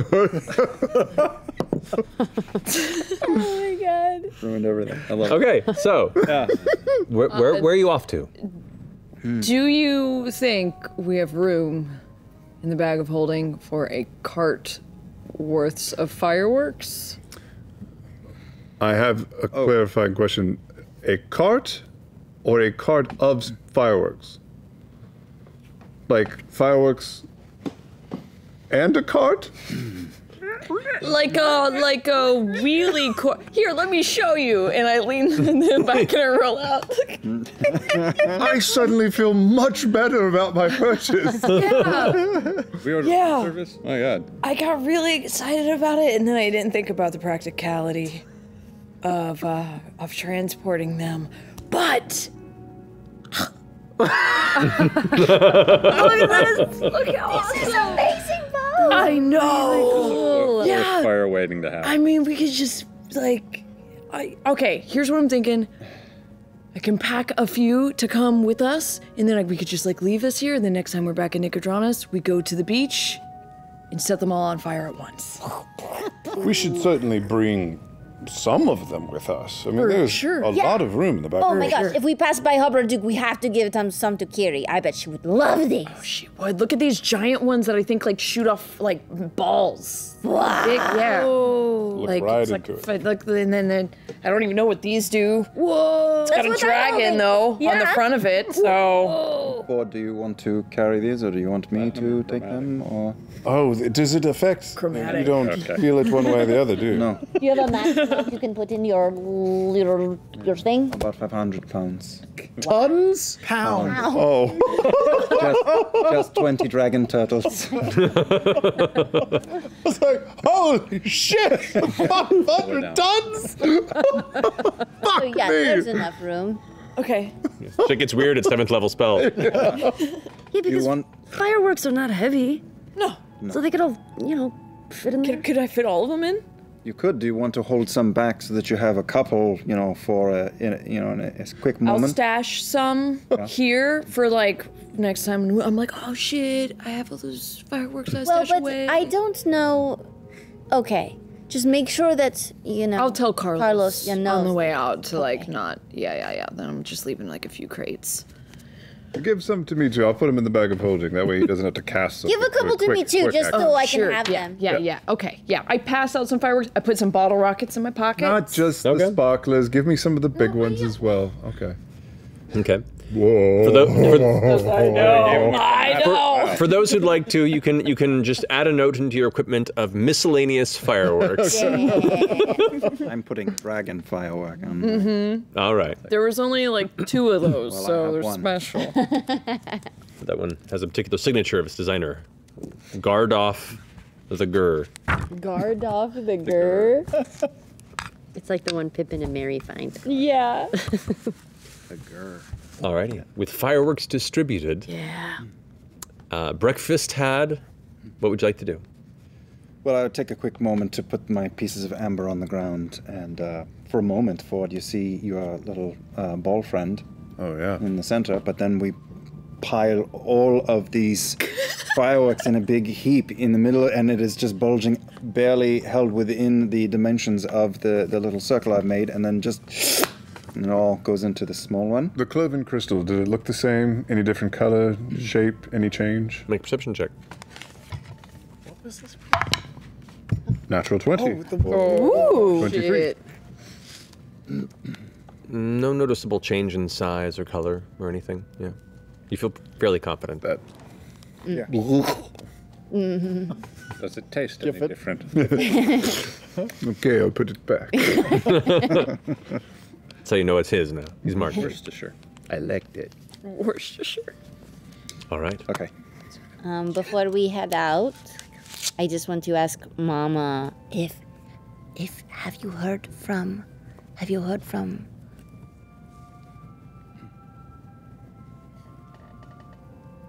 the gentleman?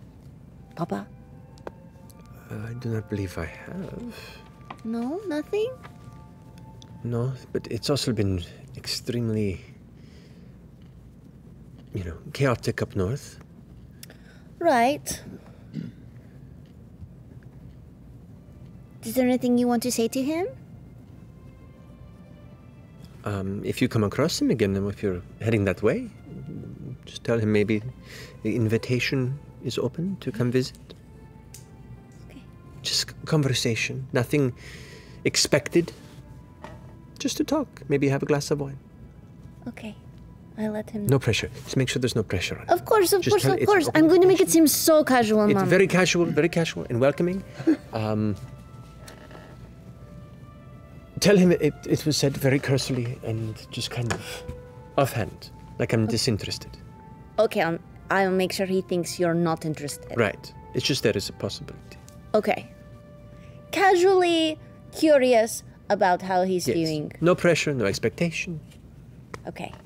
I'll make sure to let him know. Tell him how pretty I looked too. Mama, you don't have to tell me that. I Should tell I? everyone how pretty you look. No. Okay. Well, thank you all for keeping my sapphire safe.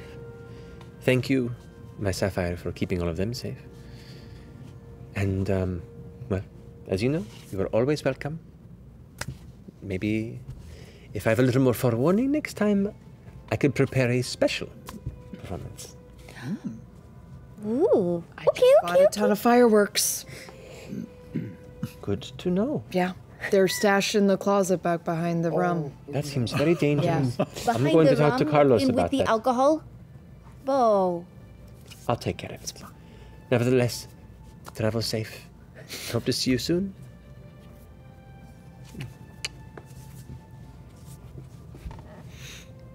So she sends you on your way. Where are you off to? Well, we could go the direct route and just use the circle. Just do it. All right. Let's message the Cobalt Soul. Oh, right. Yo, 2 for 2. I'll send a Is message. that growth? That might be growth. No. I assume I've caught up with you guys at some point. She only cared about Together. After breakfast. By their powers combined. I came check up on you guys after breakfast. Yeah. Hey, No, hey, gotta leave before she gets here. Caleb, you said yesterday? No, a week ago? I don't know. Time is irrelevant. But at some point, you said soon you would be able to sort of like bamf back and forth and... Oh, yeah, that reminds me. Is that a thing that you can do now? Both of you, do you have a small knick-knack or something from your home and from the chateau that I could hold on to? Of course. Something little. Sure. Of course. I'm going to run up to my room and I'm going to find one. Oh, I'm going to find a little sculpture that I did when I was very young. Mm-hmm. And it's of a little, it's a turtle, actually. A turtle dick? No, it's before the dicks. It was a little turtle. I used to keep it on my windowsill. I was very proud of it. All right. Okay, and I may hold on to this. Of course. Supposed to 80. Perfect. Yeah. PD. I have this. It's a small thong with a little Y right on the front of it. A thong? like a little thong underpants. Personalized lingerie? There's a Y on it.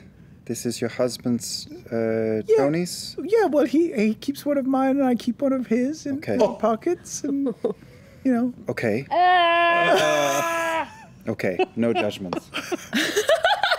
Thank you. Has it been laundered? I take the turtle and I wrap it in the thong and I store them away. Like a Lembas bread bundle. I keep one of his, he keeps one of mine. You know, Oh boy. That's fine. Like a locket. Sharing it with your friends is worrying me. That's really where I have the problem. Turtle bundle.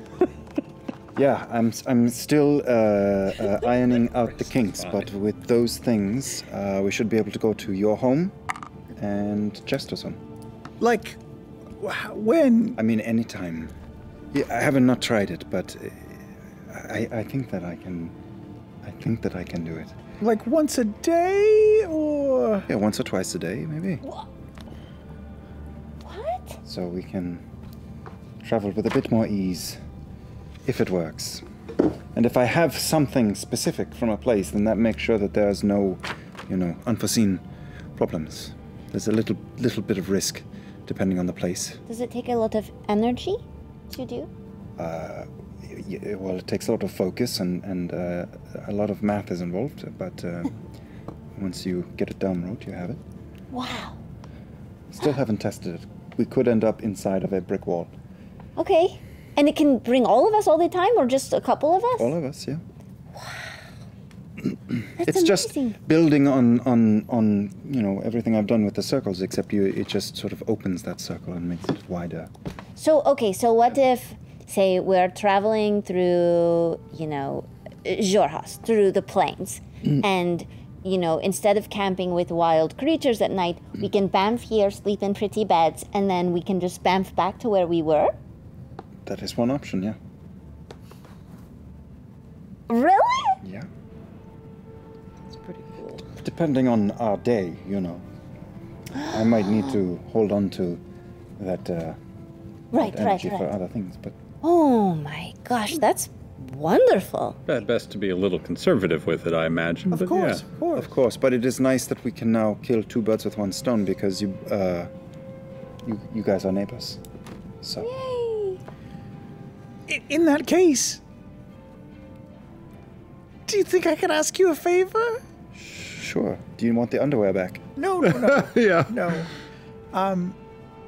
Do you think you guys could go and just come get me tomorrow or something? I've just been home for like one night and it just, I don't know. You could also just stay another night. I don't want to hold you guys up, but You want one more night? yeah, but we have stuff to do. Well, we have research to do. We have lots of things. Yeah, to but do. you I can have start lots of- researching. I'm not a good researcher if you want to just start without me. We could come back. Yeah. Seems. I mean, if your spells are doable, why not? If you want to take it for a whirl. Okay. Stay. We'll go. We'll take in the greatest city in the world. And he just starts drawing on the ground. Gosh. Okay. If you could send a message to Archivist Cathadoc. Archivist Cathadoc. I remember them. Yeah. So heading to Rexentrim is the intent here. Yes. Okay. I send a message, Fort Helton, to Archivist Cathadoc. This time not riding on horses. Yes.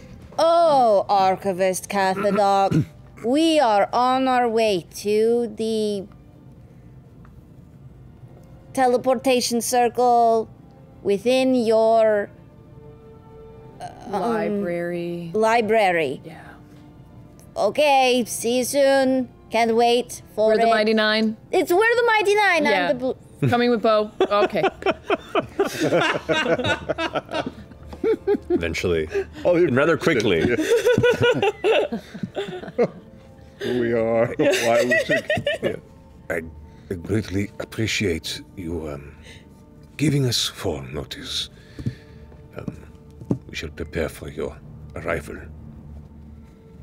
That's it. They're preparing for our arrival. Of course they are.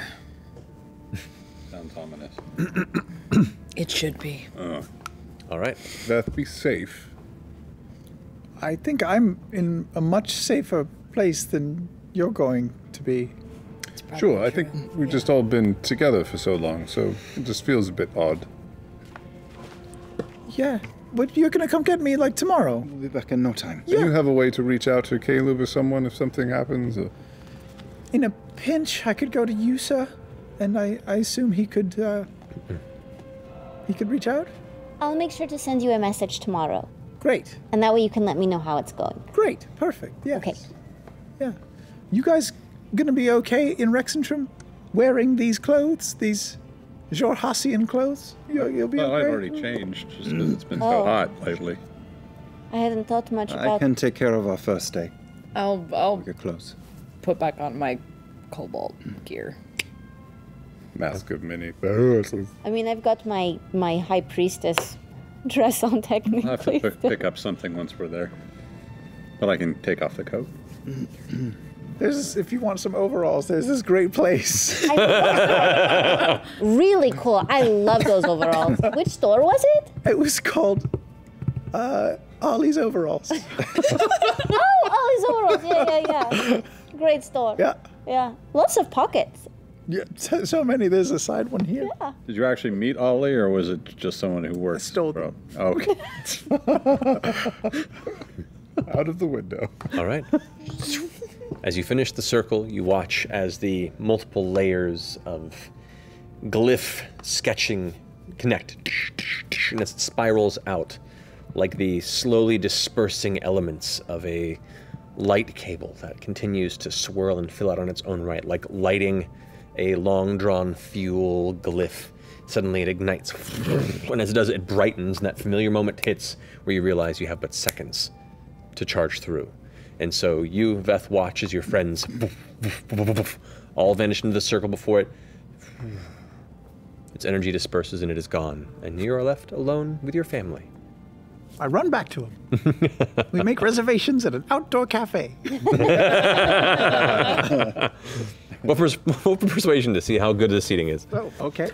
By the way, that is high fantasy in 2020. Yeah, it is. Yeah, it really Yeah. is. It really is. Going to a restaurant. Persuasion. They're like, oh. +3. How did that happen? Wow, 22. You get amazing seats for you and your family. Sunset. Incredible ocean view. The best server. Ceviche. Fuck, that sounds good. As you guys arrive in the familiar basement beneath the Rexentrim archive of the Cobalt Soul, you are greeted by the familiar, older, white-haired, half-orc visage of Archivist Cathodoc. And what looks like one of the other guards there sitting kind of steps forward. All right, you've arrived. It is a pleasure. Come. The archive is yours, Expositor. Thank you, Archivist. Do you know if the High Curator is in? Indeed. Yeah? Would you wish to speak to them? Yeah, they're around. Very well then, follow me. All right. Caleb, come with me. He steps up, his robes like dragging on the steps as he makes his way up. Once again, like, you were in a bit of a rush last time you guys got here. Your last experience in Rexentrim, especially you, Yasha, was under a certain level of duress. But as you walk back up the stairs, this will be the first time you've seen it. This library is massive and gorgeous. There. When they attacked, was it? No, that was the dash. No, but it is did. in the vicinity. This is where you arrived last time during the mounting attack. But looking up, you can see the beautiful skylights of cerulean glass that colors all the light that comes in with this faint blue hue. And at moments, it almost seems to shift to purple in spaces. You can see tier upon tier upon tier of what looks to be almost a 3 to 4 story in some places library. And each story itself is a 12-foot plus shelf of books of all sizes and colors and ages. These areas, these railings are open to leave this large atrium in the center of this library, like a giant horseshoe shape where this massive stacked library itself sits around. And the stonework itself has this beautiful kind of gray-blue hue to it. The floor itself, this stunning marble, polished. And throughout it there are small bursts of fern and potted plants that give a burst of life and color to the interior. The smell itself is clean and kept. This is a beautiful place. And it's not very populated. You can see there are a few individuals that are making their way through the various archives, each one accompanied by one of the various curators of the library itself, as no one is to be left unattended. And this is but one section of the library, but it is the one that you are at. As you are brought to the atrium, Cathodoc wanders off for a moment. And a few moments later, returns with a familiar figure. You see the half-elven individual that you met in the throne room, briefly, or saw in the throne room while you were speaking to King Dwendal himself. This is the High Curator, Udala Fon, of the Rexentrim Archive. As they approach, kind of giving a quick glance over your troop, beelines towards Beauregard, and in their long, beautifully elegant white gold with blue trim robes, heavy, looks like at first just adornment jewelry, but you can see within it each has almost a bit of scripture that is rolled up onto it and sealed within a glass case. These are reliquaries of some kind that are worn in a ceremonial way by the High Archivist, the High Curator. As Udala approaches Beauregard and kind of gives a nod, the short, red, fiery hair itself just kind of almost barely catching the right eye. They smile and... Beauregard Lionette, yes? Yes. Expositor of the Zadash Archive. Yeah. Damn, your memory's great. Yeah. Udala Fon, High Curator.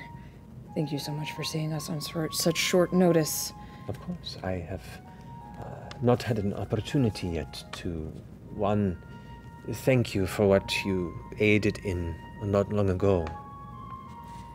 Yeah, it was a bit chaotic last time we came through. Indeed. Sorry. No need to apologize. How's the damage to the city? Doing better? The city has seen far worse before. This was thankfully kept to a minimum because of the expeditious arrival of you and your friends, and the warnings that you had given in advance. It seems that and you see they, for a moment, kind of think for a moment.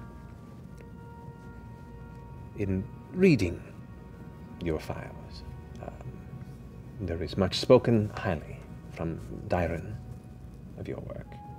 Oh, didn't expect anything less. Great. Along with quite a layer of impetuousness. That tracks. Which is not always a bad thing. That's what Dyron said. I think it's kind of been working out, you know? Yeah. You seem to have a crew here that keeps a good head on your shoulders.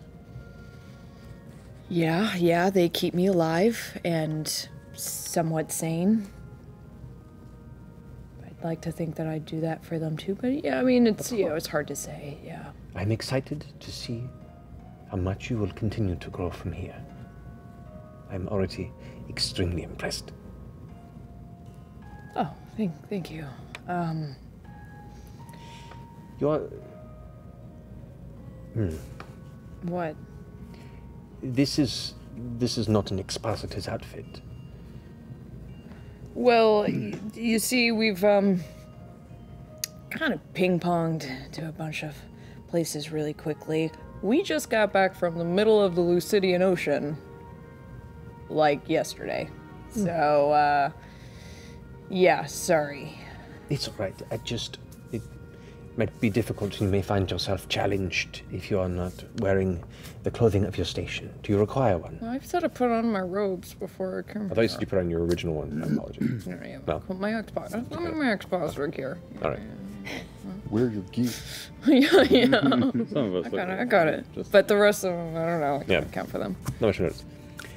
Regardless, you requested my presence. What can hopefully the archive help with? Yeah, we crossed paths with something beyond this realm. Quite beyond this realm. An abyssal creature from the astral sea. Abyssal, but from the astral sea? I don't know. I don't know if that's the right title. He came from the astral sea. Derek Warren? Yeah, whatever it was, who went by the name of Bakoto. And crash landed on the island of Rexentrum. No Rumblecusp. In the middle of Rumblecusp. We are in Rexentrum. Thank you. You see Udala trying to follow. Uh-huh. All right. I said Rumblecusp. What was this creature? What was this creature? He was like a big fire creature that kind of looked like dried magma, so like fire poking out, and he had lots of arms, and he lived underwater. Also shadow and difficult to see. Tendrils, a few eyes. Four eyes? 4 eyes, yeah. Bakoto's entry into our plane of existence shattered it where he fell. There were fragments of different planes all across the island, like he had broken something. We all had this vision as we beat him, of him fleeing a giant moving city in the astral sea. And the phrase, the 9 eyes, more or less manifested in all of our consciousness. When she says a moving, living city, it was like the most terrifying, horrible, moving, living city you could ever imagine. You know, like it felt like the buildings were organic, like thinking and moving on their own. Breathing. Yeah. Felt like they were breathing. And the phrase was Eyes of Nine, specifically. It is disquieting, to say the least. And you require research assistance on this, yes? Yes. I will get my best scholars on it. Thank you. We have means of contacting you should we find anything. Very well. Should contact her. Or Well, she can contact. You can respond to I messages. can respond to messages. You can contact me. Yeah. Then yeah. we'll continue with And that. then she can contact you back. Yeah. Of course. Well, I will get on to this. I do have business to attend to. It is a pleasure to see all of you. And Beauregard Island. Thank you. Thank you, High Curator, for your wonderful time spent with us. The pleasure is mine.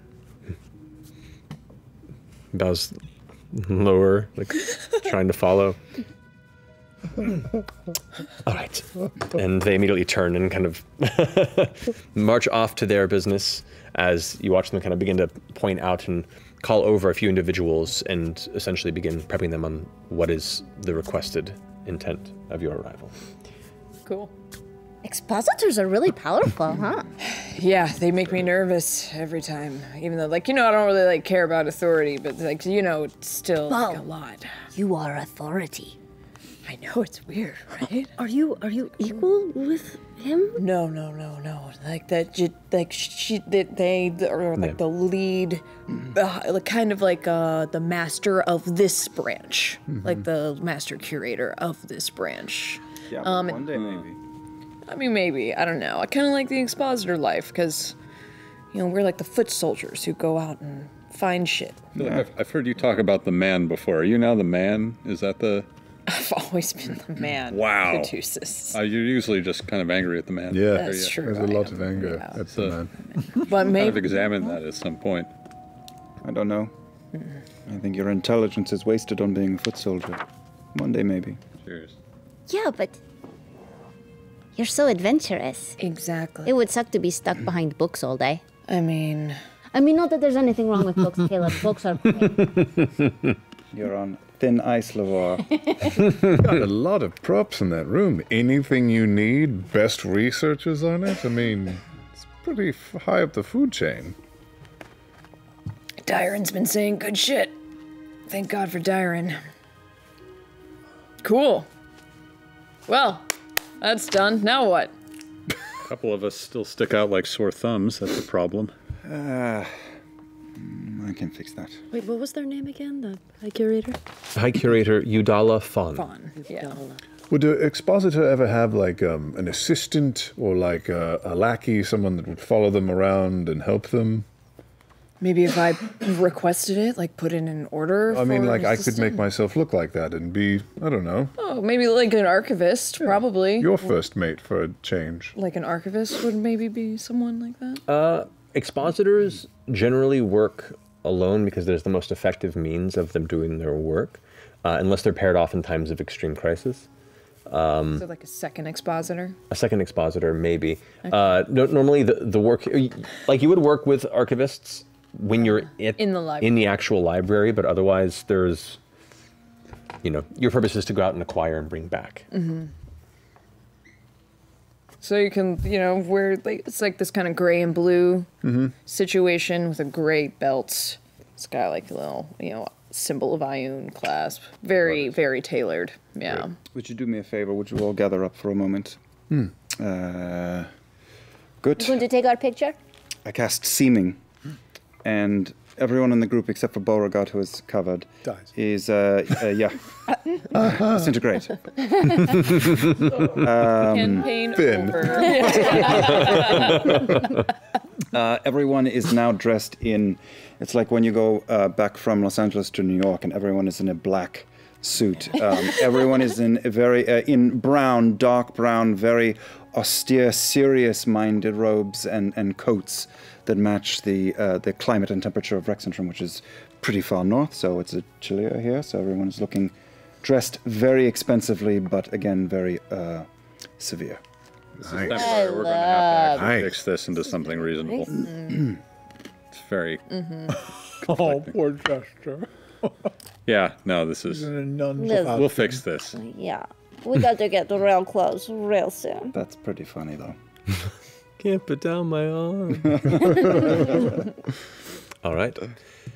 And with that, you step out into the Court of Colors, this beautiful plaza that is the mixture on the western edge of the Tangle section of Rexentrum. It is where numerous roads and streets converge at odd angles and create this kind of mishmash of individuals from all over the countryside of the Empire and beyond.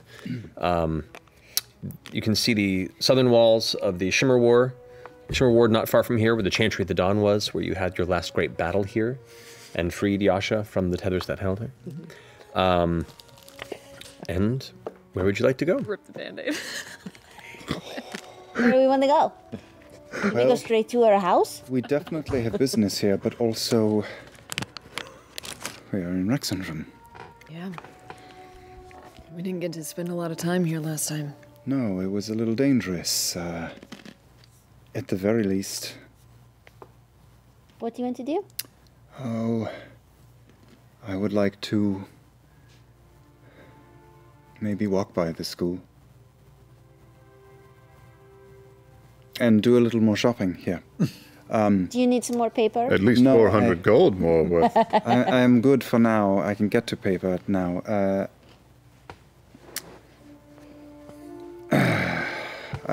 This is my chance to maybe pick up a spell or two here in town, and tempted to see the sights, but maybe we should keep it. Do you think walking by the school will entice any sort of suspicion, or perhaps we're being watched already? I don't know that it matters, Ford. After our peace deal, let's see. True. I don't know, I feel like we may be swimming with sharks a little bit, and it's good to just get our feet wet and get used to that. Yeah, I wouldn't mind getting a little bit lay of the land. Maybe making some other friends here before we go right into the belly of the beast. Yeah. I wouldn't mind going back by the temple either, where we fought Oban. Just to get another look at it? I don't know, see if anything's changed. Okay. If that's okay with you, though, I don't know. Yeah, I think that'd be a good idea. I would like to see it with my own eyes. Okay. Yeah. All right. Where are you off to first? Let's start with the school. Okay. The referring to the academy grounds. Yeah. Okay. That is within the Shimmer Ward, which is kind of the inner portion of the city. If you're looking to shop for anything of your regards, it'll be kind of along the way. Along the way, yeah. So before you'd even get to the academy grounds, you pass through, from what you know, probably the Vigil Circle, which is part of the Tangles, which is what you're already in. Heading towards the Shimmer Ward would be your best bet to find a place that might be able to suit you. Would I know a shop that would have both magical scrolls as well as items of? You would. There aren't many shops that sell magical scrolls because everything is very heavily controlled by the Assembly specifically. So Umat's place is a little looser because it's further south. Because it's further south. But here in Rexentrum, the proximity is so close that most business has to go through the academy. Okay. But there is one place you know of that kind of gets away with it because it's a little looser. You haven't visited there, but you've passed by a number of times, known as Thadine's Endless Emporium of Enchanted Eccentricities. Oh my god, I love this name. Say that one more time. One more time. Thadine's Endless Emporium of Enchanted Eccentricities. Thadine? Is she Thadine. related to Gilmore? No. Thadine's Endless Emporium of Enchanted Eccentricities. Eccentricities. Thadine's Endless Emporium. There's not much in Rexentrum. There's just the most amazingly named store. Yeah. In all Alexandria. You've not been into it, or maybe you have. It's up to you. You'd be interested. I would have. We would have gone in to look, knowing that we couldn't afford anything in it. True enough. Thadine's Endless Emporium of Enchanted. It's on the southern side of the Tangles, in the area called the Vigil Circle, which is a circular marketplace that is built around a loop of road that surrounds the Temple of Arathis, called the Tower of Writ.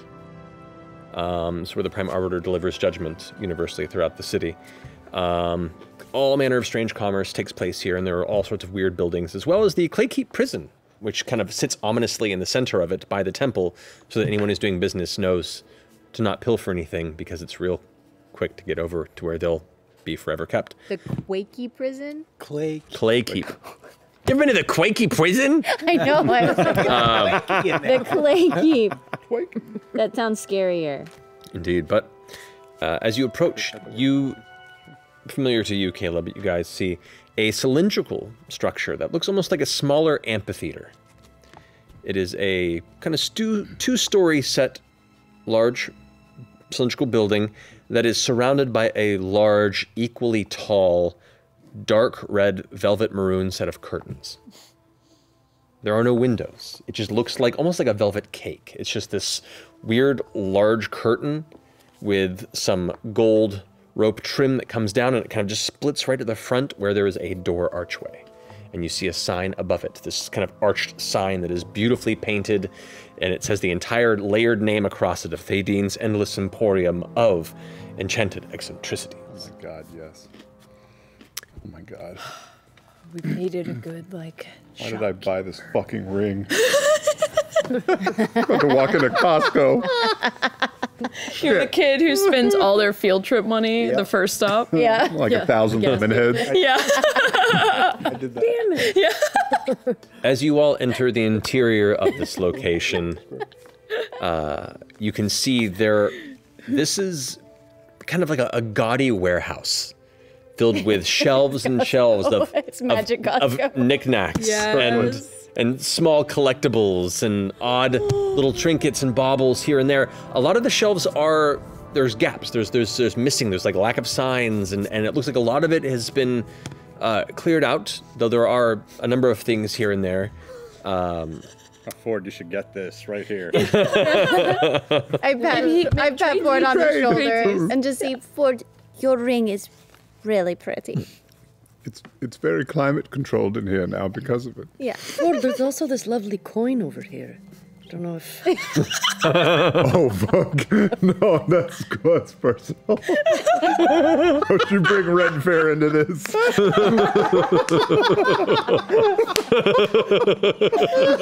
minutes to get there. Well, I've been drinking nearly enough.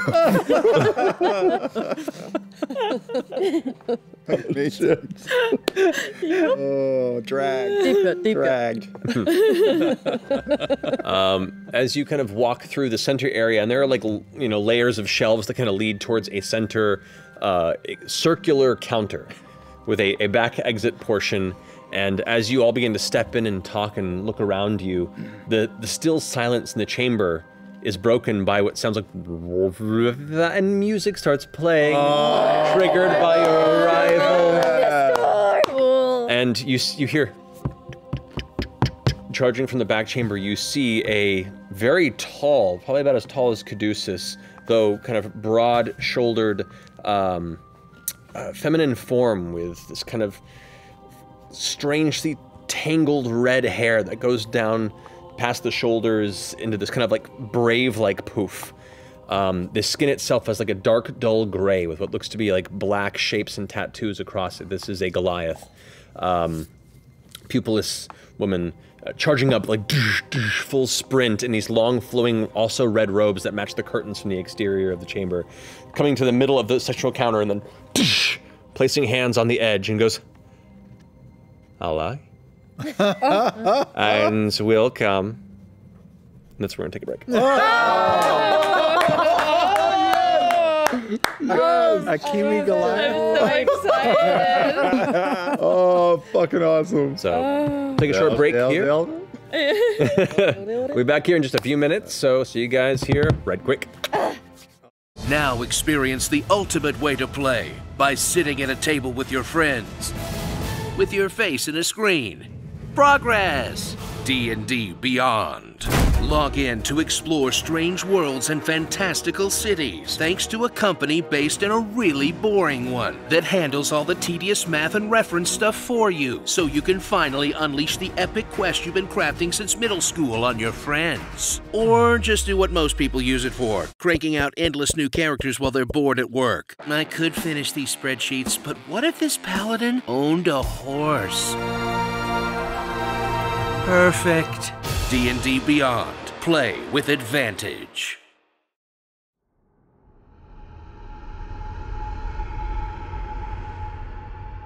Hello? Hello?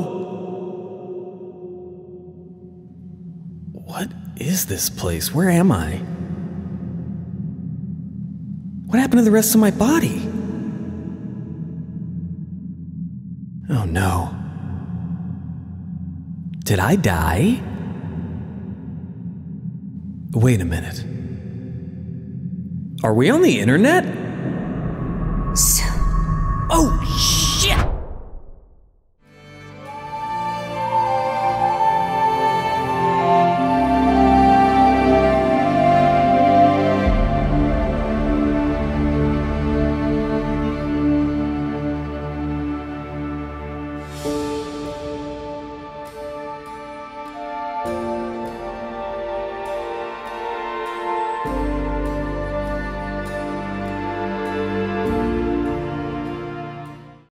Hey critters, Laura Bailey here. Let's see what's up in the Critical Role shop.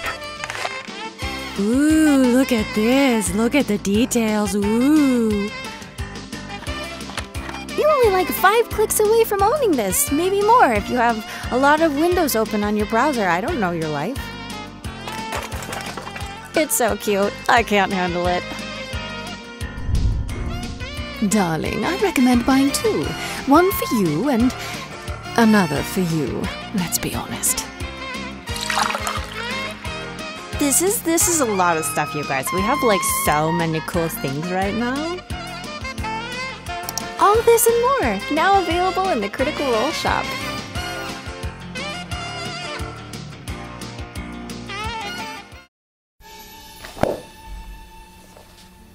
Like a symphony playing to an empty theater, Critical Role dines alone without its audience.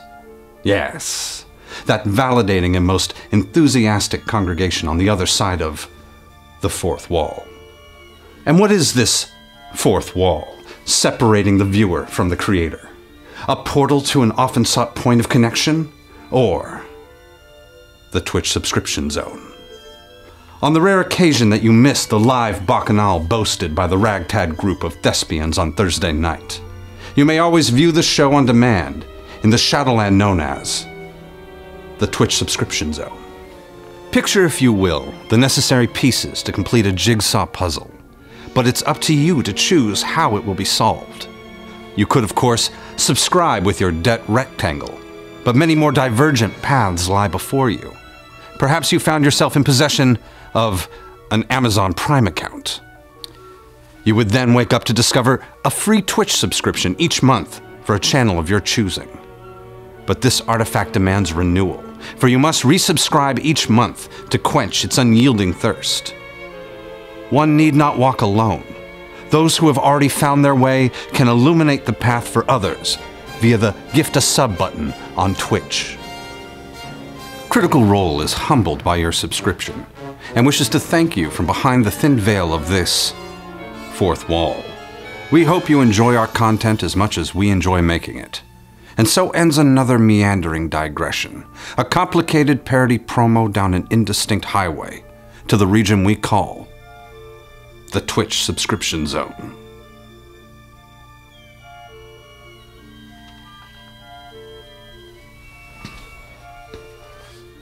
You will subscribe.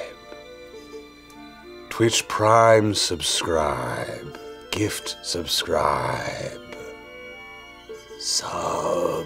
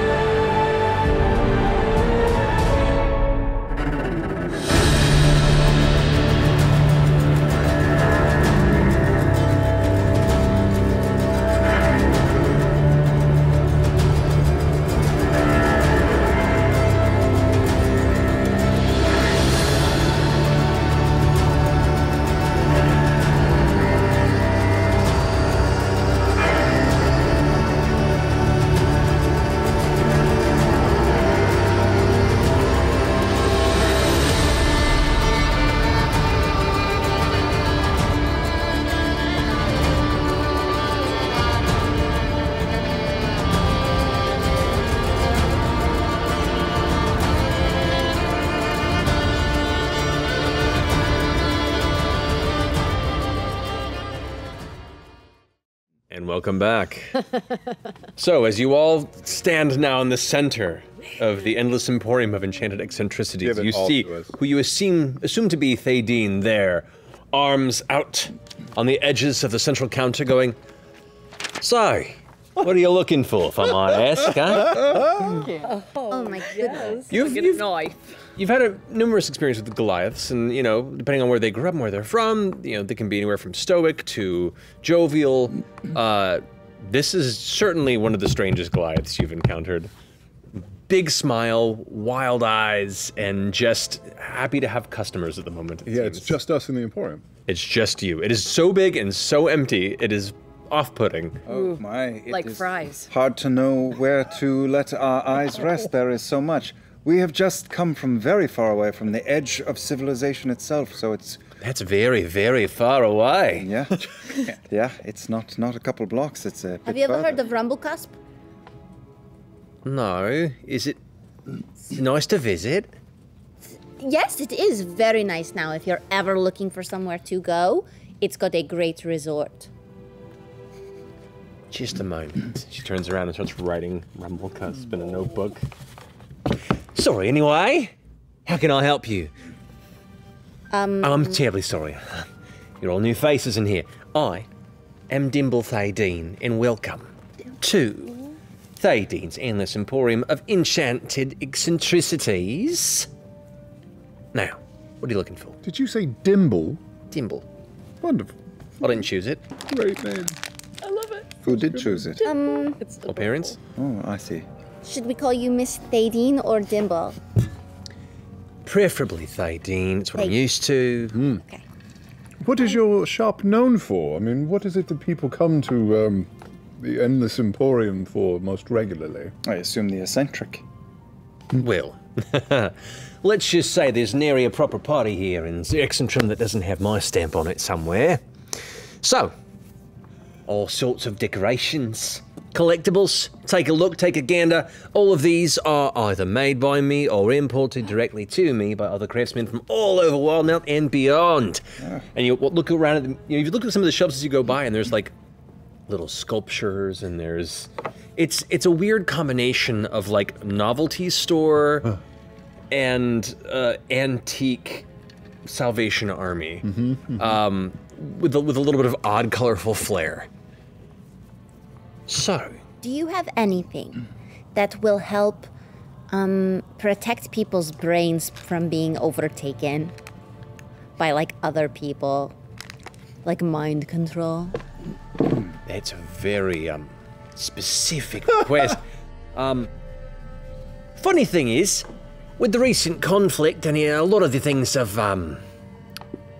that sort of similar specification were commandeered by the assembly. They might be coming back in a few weeks, those that weren't used, now that we're at peace and the war's over. But for the time being, I've only got, hold on. And she goes and checks through her ledger, closes that, looks over here. A whole lot of collectibles. If you're looking for things that are specifically enchanted, I've got a few specialties of mine here. I've got some cellar bones, some oop stones, some chuckle dust, and this here ring. Another ring, huh? It's a ring of fire protection for 500 gold. Don't do it. Don't. What does is this it? do, pray tell? Which one? The chuckle dust? The ring. We'll start with the ring. Hoping for fire protection. That's what I want to know. You see a no, you don't. Oh, shit. This was one that I'll manage to keep hidden from being commandeered, so please keep it down. Because she points over on the edge of one of the nearby walls. You can see the similar symbol of the the 3 central diamonds pointing the assembly symbology that you're familiar with. So, this here is generally utilized for more of a utility purpose. Those who are sort of gathering the various arcane and spellcraft type of endeavors, under certain specifications, they can take a single target spell and make it a dual target spell. I call it the Ring of Spell Splitting. And she reveals it with this like flare and flourish. You look inside this like simple box and you see a looks to be a gold and silver band that are just kind of spiraling around each other in just a singular loop. Simple in some ways, but still very beautiful in its simplicity. Twofer. Is there like a max, strength of spell that it will work on? This will only get to a certain point, right? It has to be a certain kind of spell, but it allows you once a day to make it hit 2 instead of 1. And this is more for the sort of painful type of spell, perhaps? Well, it depends. If it's a specific target, perhaps it can be 2. But if it has like more of a area, not so much. It has to be a specific target. Understood. What if it's a touch spell? Does it have a specific target? Yeah. Can you touch 2 of them? Yeah. Uh-oh. Maybe. What's happening? Yep. What if it's like a healing spell that you're just doing with like 1 target and then it's 2 targets? It's got a... That could be possible. Huh? Oh, cool. How much are you asking for it? Why aren't you just the eager beaver, huh? I'll let this one go for 6,000 gold pieces. Whoa! Gold pieces. That's a lot of gold pieces. Sorry, Wilmot. Woo! Now, mind you, I'll give discounts for those who buy in bulk, and there are many other things to pick up around here. Woof. What are the Oop stones? I said, stuffing my face with popcorn. Goes ahead and pulls looks like a small polished river stone with like a light yellowish green coloration. This stone, when activated and thrown, will emit a terrible odor within a specific radius, making everyone around it unable to deal with it for the most part and have to vacate or probably puke all over their shoes. Sounds like you're kind of. It's not what I thought you'd say with an oops stone, but smells makes like an sense. oops. That's amazing. Smells like what's the chuckle dust? Chuckle dust. Pulls up this kind of yellowish pouch. Each one of these pouches, since about this big, has about 10 uses of it. You sprinkle enough to cover about a square foot of a flat-ish surface. As the dust begins to crackle, it gives off a unique, cycling bit of laughter for a full, I think, 10 minutes? If you scatter it over a bunch, it's a bunch of different laughs. Great for a party. Interesting. Tell a joke, Yeah. Yeah. Laugh track in a bag. Make small crowds seem like they're larger crowds if you're trying to draw a crowd, Yeah, Real that's popular with fun. comedians. What was the other thing you had? Oh, that's the cellobone. Cellobone. What is a cellobone? She goes and pulls out this rod with a ring at the end of it. Cellobone. That long. Kind of swings it a bit. It looks like it's semi-translucent, almost like a glass rod of some kind. It's like, this is reusable. Don't you dare, Laura. Invisible dildo? No! No! How you develop this? It's a very powerful magical item. Like I said, there isn't a party around these parts that I haven't had some hands in. It's just like waving it. The Chaos Ring! Watch this. I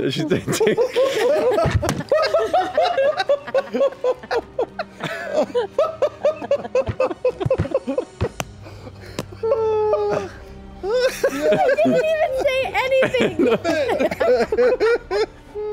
You ever have the moment where you like write something, and then it's not until you're saying it out loud to a specific person that you're like, oh no.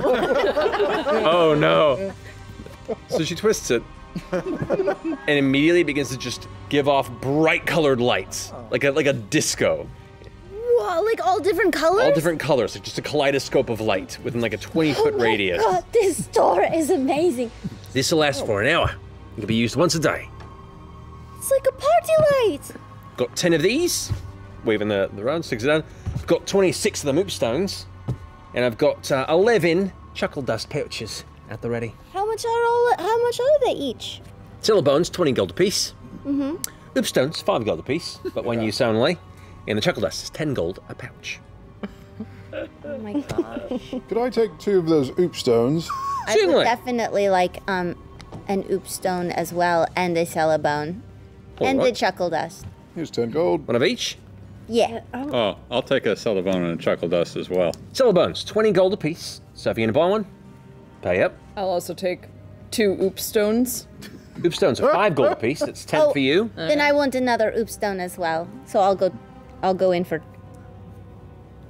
I want 5 oop stones. All right. That's 25 gold pieces. Then. Thank you. And the celebone is how much? 100? No, 20. 20. Oh, great. But if you buy a bunch of them, you can have a real party. I'm just saying. Lights them all over. How many oops? And you think one oop stone's bad.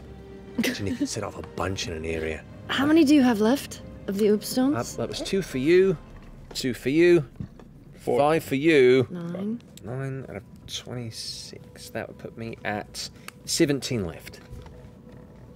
I think we should buy some for Nott so she can give them as a present or... Oh, that's true. I bet Luke would love some. Yeah, I will take... Kiri.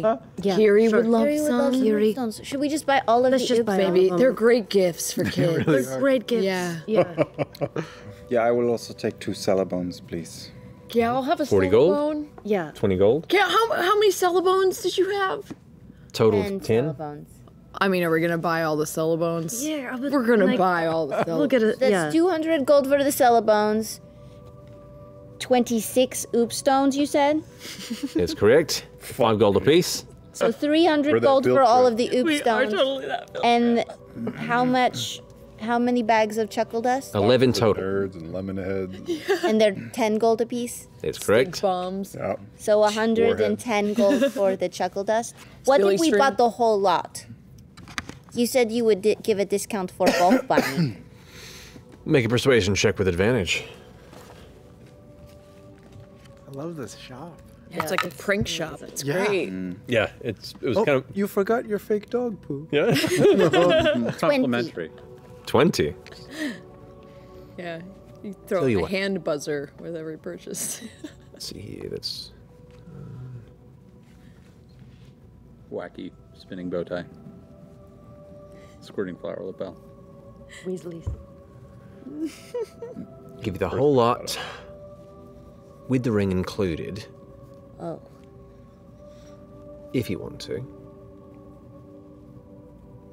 5,000. What's that fucking number again?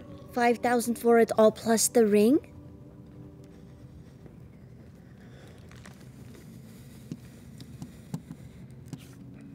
I mean, okay. Yeah, I'll do it.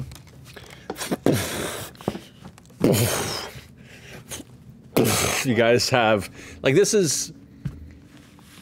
You kind of look like you cleared out like a Disneyland, shop coming out of one of the rides. You're just like carrying bags and bags of all these different things. Half of them are like lighting up. Fiber optic swords. Here, I'll toss During the 500 parade, all synchronize up. It's great. to the purchase. Oh, but I don't want you to. I was gonna buy the ring, so I don't want you to have to put in 500 gold. Just Most of that is going toward the ring. Yeah, it's fine. I'm So- kind of like for Veth. what I've got so much money, and I'm not like the wizard who has to buy so much paper. Like, I'm pretty set, so... Have a lot of money. Okay, okay. Silver I have bones, so much money. oop stones, and chuckle dust are all on DMD Beyond. You can go ahead and just add them to your character sheet if you Oh want. my gosh. As is. Well, I made them. Oh, you made them. Oh, that's fun.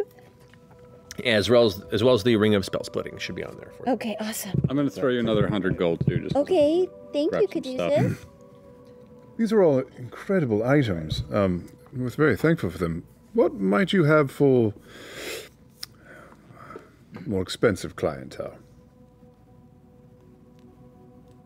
At the moment, not too much. You kind of cleared me out. as far as worth a try. enchanted items. Wanted to see, maybe, I said, come back here maybe in a few weeks. Once more of the, specialty soldiers return from the front lines that borrowed all this shit that was taken from me when war broke out. Maybe I'll have more to sell. How long has your shop been here in Wrexham? The shop's been here about 60 some odd years, but I've taken over the family business. 60 some odd years? Yeah. Wow. Pardon me.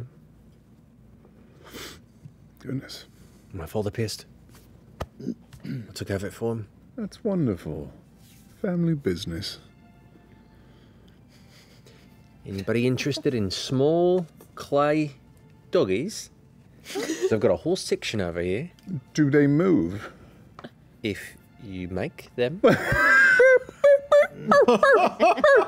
How much are you selling them for? Huge Goliath. 2 silver apiece. I'll take 2. All right, there you go. Do you have a cat section? I love dogs. Oh, right over there in the back. I'll be back. You sell a bone. So you know. One was Go to there. The cats, they all appear to be from the same maker. Yeah. And the same maker has a weird idea of what cats look like. So they're all a little off in a similar way. Their necks are very long and kind of curved to where it has a strange, like almost giraffe-like thing. You could interpret it as an artistic choice, except for the rest of it seems proportionally correct, and it's odd. How big are they? They're not that big. They're little knickknacks. Jester, I'm going to give you Like 50 that big. gold, because could I have a celebone and a couple oop stones and some chuckle dust? Take it. I got Here's 2 50 cellobones gold. and a chuckle dust, and I'm good. Okay. You know what? That's so fun to say. Yeah. I just love all of this stuff so much. Yeah. Celebone, oop stone, chuckle dust.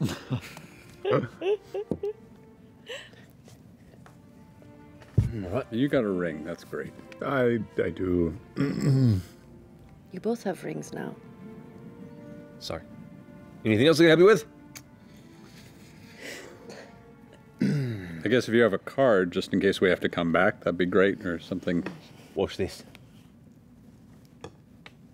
Here you go. I was Didn't even expecting see that so coming. much, Great. and that was Yeah. so much better. That Thank was you very awesome. much. Where are you from? From here. Yeah. I'll grab you. From here. Family-owned biz. Yeah. Right, family-owned business. I'm sorry. I know Do you that. have any fine incense here? 50. For instance, yeah. Yeah. Certainly. How much you want? 50 gold worth of incense. Of course. I'm going to get that for you. Goes in, packages it, brings it back. There you go. 5 cats. Thank you. Oh, and I will take a card as well, please. Oh, of course. Like, the pageantry is done every single time. There you go. How did you do that? Magic. Wow. In all of You the should learn that trick. antique sections, are there any like porcelain unicorns or unicorn-type statues or toys? Make a perception check. 1 cellophone, 2 oop stones. 14. 15. Oh, 15. You do see one, like, maybe inch and a half, like, adorably sculpted little porcelain unicorn. It looks like it's a little chipped, like it's been there for a while and kind of seen better days. How much for this? Oh, 5 copper. Give him 5 copper. Huh. And you wanted how many? 2 cellobones, 1 chuckle dust. That's everything I wanted. This is a real conversation. It's really Yeah, hard to yeah. track. 2 It's real. hoop stones, 1 cellobone. The chuckle dust is 10 gold apiece, right? Correct. And did you want any chuckle dust? Well, So happy. Nah, I'm good. I make people laugh on my own. okay. Sorry. Right there. And how much were those yuck pockets again? Thank you. This has been a delightful treat. Oh, of course. Shall we? Yeah. Perfectly. Right. Hopefully in a few weeks, come on back. We have a lot more to choose from. It'll be great. Please. Of course. We will be back. Thank you. Yeah. This All is right. great. Hey, maybe we can go to the assembly and ask them to give us some of the stuff that they procured. I mean, we did help out, right? What did they get? Well, I think supplies. It sounds like they were stocking up for the war efforts. Yeah. What would we ask them for, and why would we need it? Do I know if they had any sort of assembly-sanctioned goods? Or does the assembly just keep everything on lockdown for the Empire's use and not for sale? What would I remember? From what your experience would tell you, the assembly doesn't like lock it down. A lot of the more powerful stuff is essentially relegated to assembly sanctioned use. Mm-hmm. They want to control who has access to which powerful magical items and artifacts are located or created. Just to keep them on record, keep tabs on it so they know who has what, and in case anybody they know of who has any powerful items starts getting weird or goes rogue from their interests, they know what to be wary of. But there are, like this shop and specific individuals have been commissioned, but if they're underneath the banner of the assembly, then everything has to go through approvals. There's paperwork involved, and in times of war, at least from what it seems, a lot of that is just essentially cut off, and then everything is relegated to the war effort. Got it. And it's just slowly trickling back to its previous normal. Yeah. So we're not going to go. There's no storefront with an assembly sign on it. No. Okay. Almost everything is commission based on specific individuals. That's why this shop is pretty rare in its own right. It doesn't delve in powerful artifacts, but it does more simple and common magics with the occasional item that comes through, it seems. But that's why it's not as heavily regulated.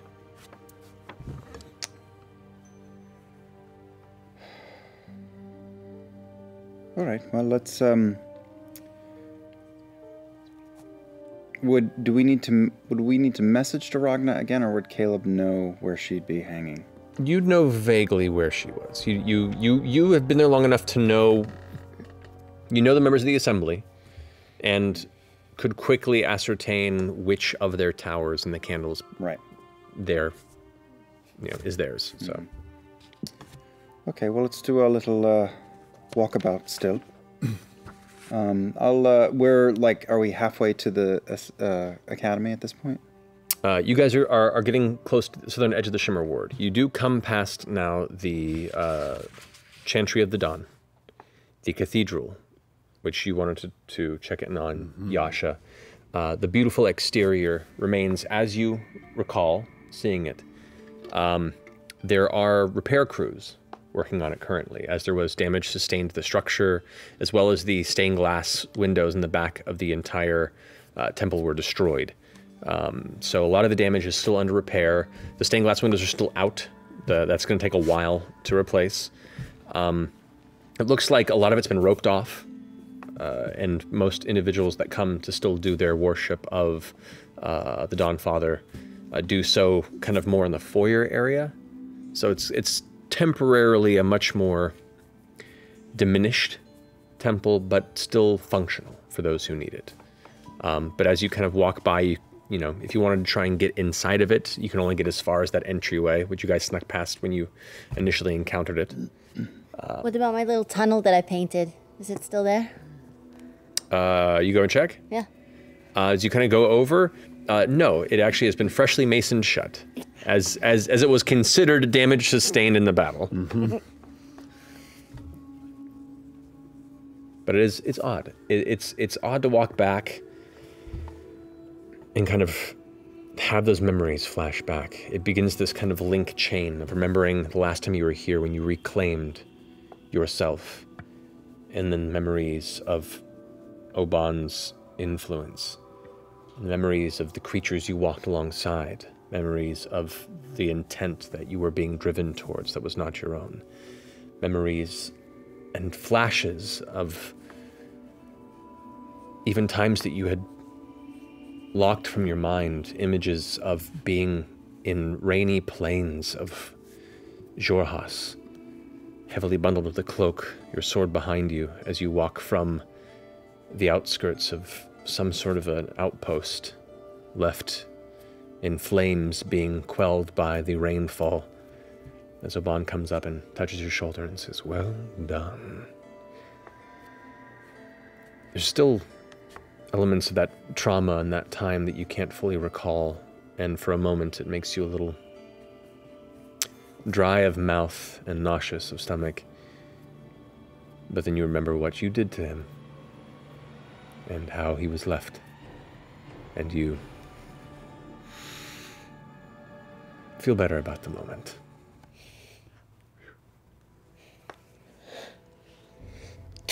Yeah, the music got a little more intense than I expected in that one. I know. Yeah. Did you want to go inside? Can we? I mean, I don't need to, but I mean, can we even go inside? Yeah, I don't know if we even. I think it is roped off. And the giant windows are open. Yeah, sure. Yeah, I mean, not that could. that ever stopped us Yeah, if we wanted to, but it's up to you. Are you all right? Yeah, I'm okay. I don't think I don't feel like I need to go in there. But I'm glad it's being repaired. You did good work here. Well, yeah. You know, retrospectively. Yeah, I think so. And I'm also glad that I did not kill you. Me too. Yeah. Or any of you. I'm glad we didn't kill you. Came out stronger than when you went in. Yeah, that's for sure. I think I am being rebuilt, just like the temple. There's an odd chill as you conjecture and remember that you're still wearing that darkened armor that Oban placed upon you.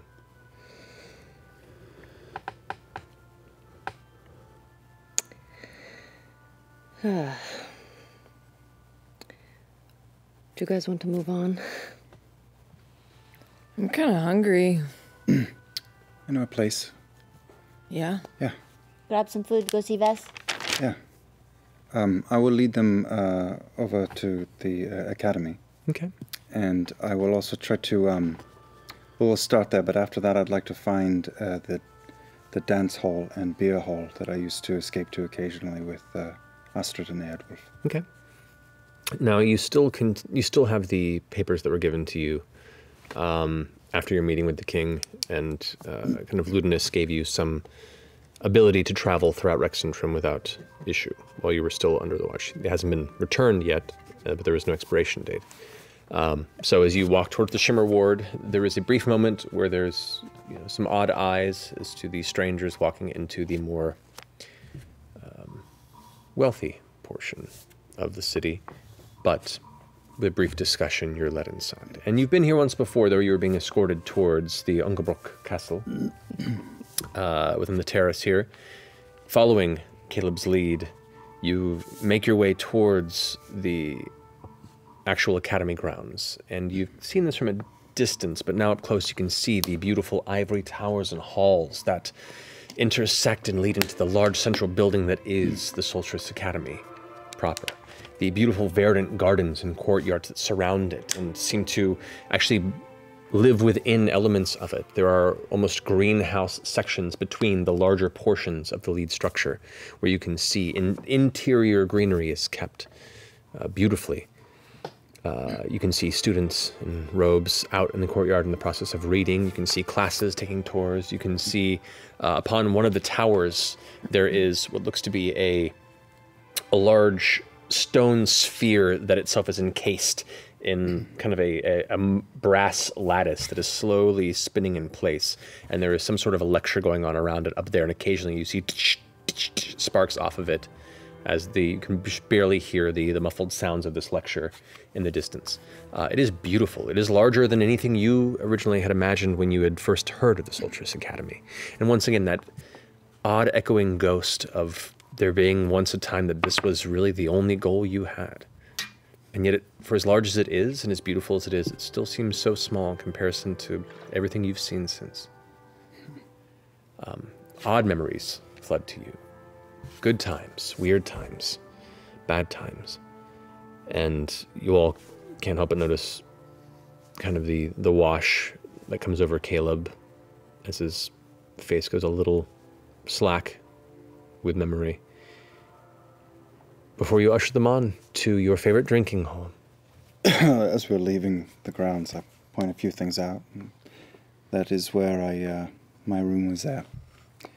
And then there's another room there. I spent a lot of time in there. What is that one? Those are the dorms. Whose room was the second one? They're so young, most of them.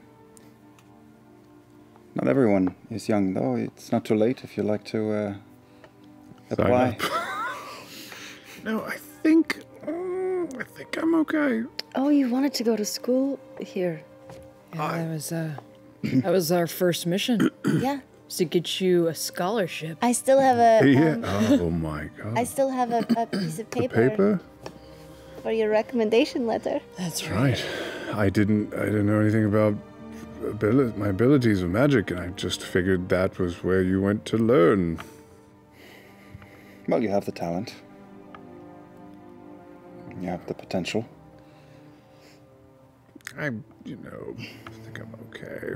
You might like it, though. It's an exciting place. A lot of bright minds and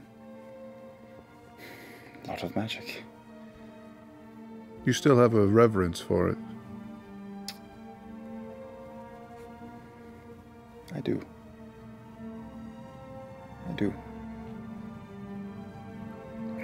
All kinds of people come through here.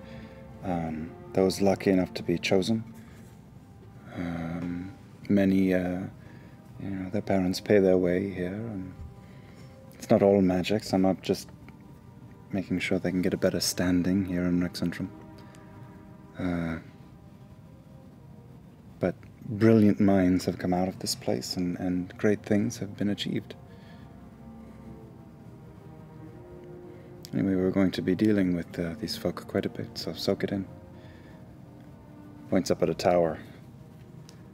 Spent a lot of time in that one, too. And then I start to walk away from the grounds. What does that tower look like? Trent's? Is it the one we saw before? No.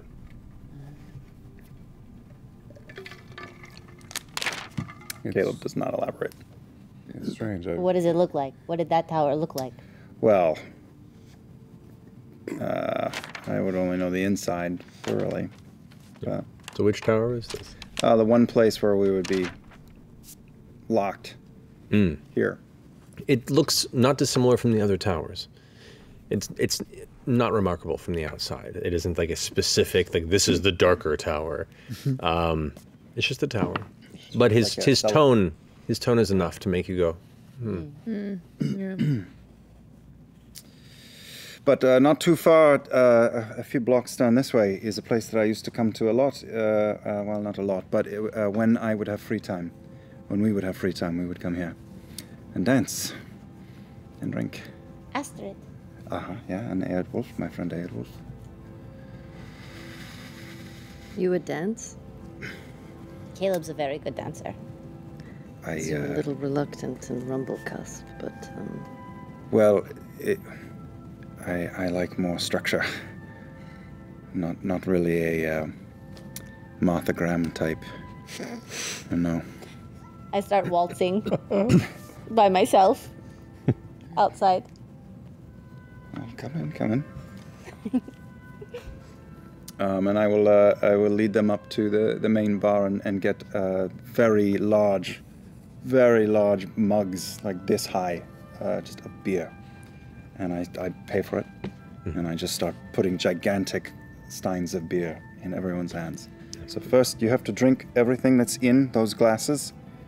Yeah, you too. Oh, this is a thing, all right. Welcome to Fuddruckers. Can I take your order? This is Hofbrothaus.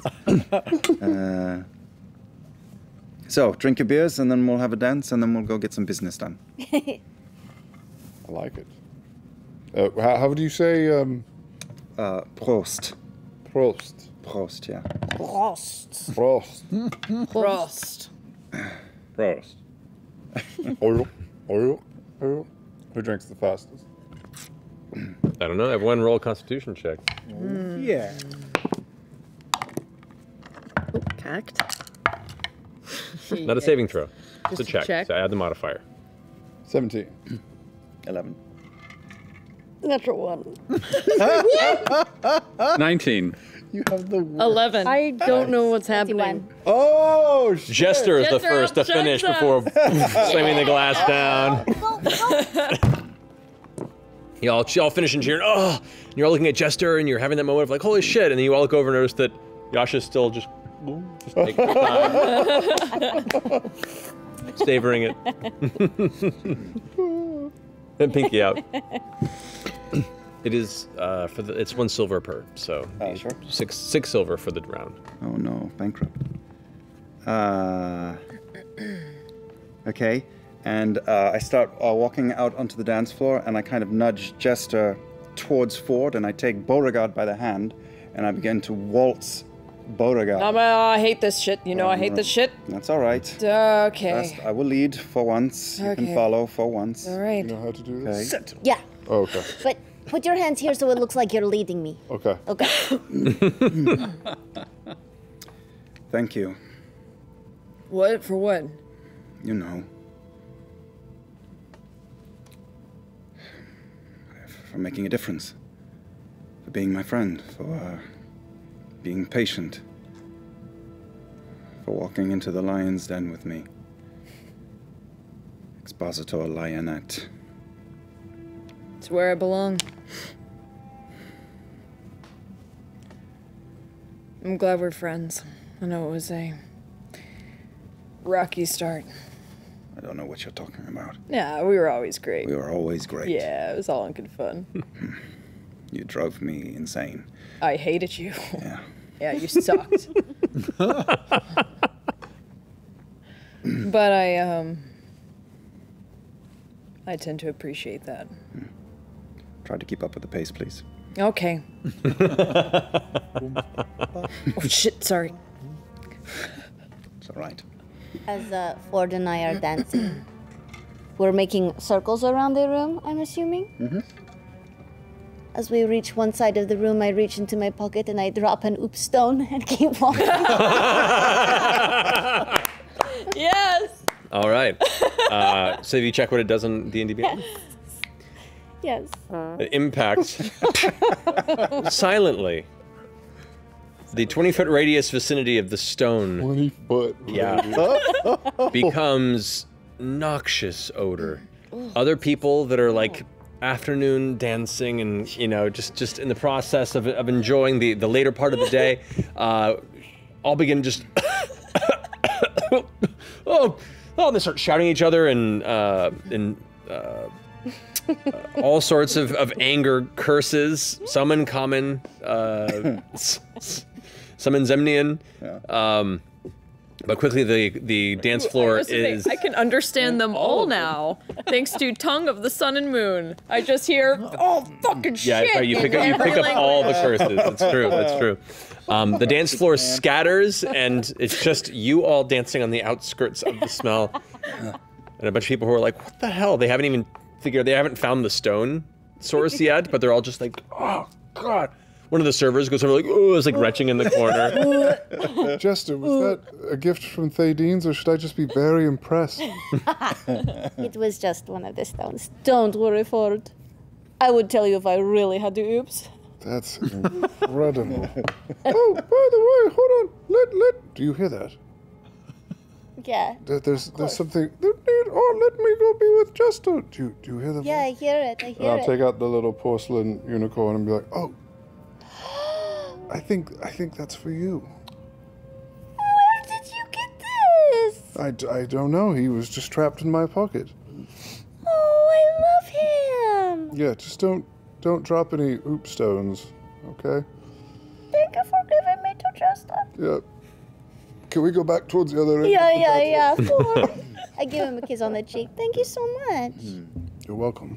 I swing past the other couple and push Beauregard towards Jester, and I grab Ford's hand and begin to lead Ford around the room. Did she drop one of those stones? She did. Yeah, no, it was Jester. It's so cute. Okay, well, I think we should stay another 2 minutes and then we should get out of here. Oh, really? Well, it smells very bad. I shout over my shoulder, it goes away soon, don't worry. Nostalgia only goes so far. Fair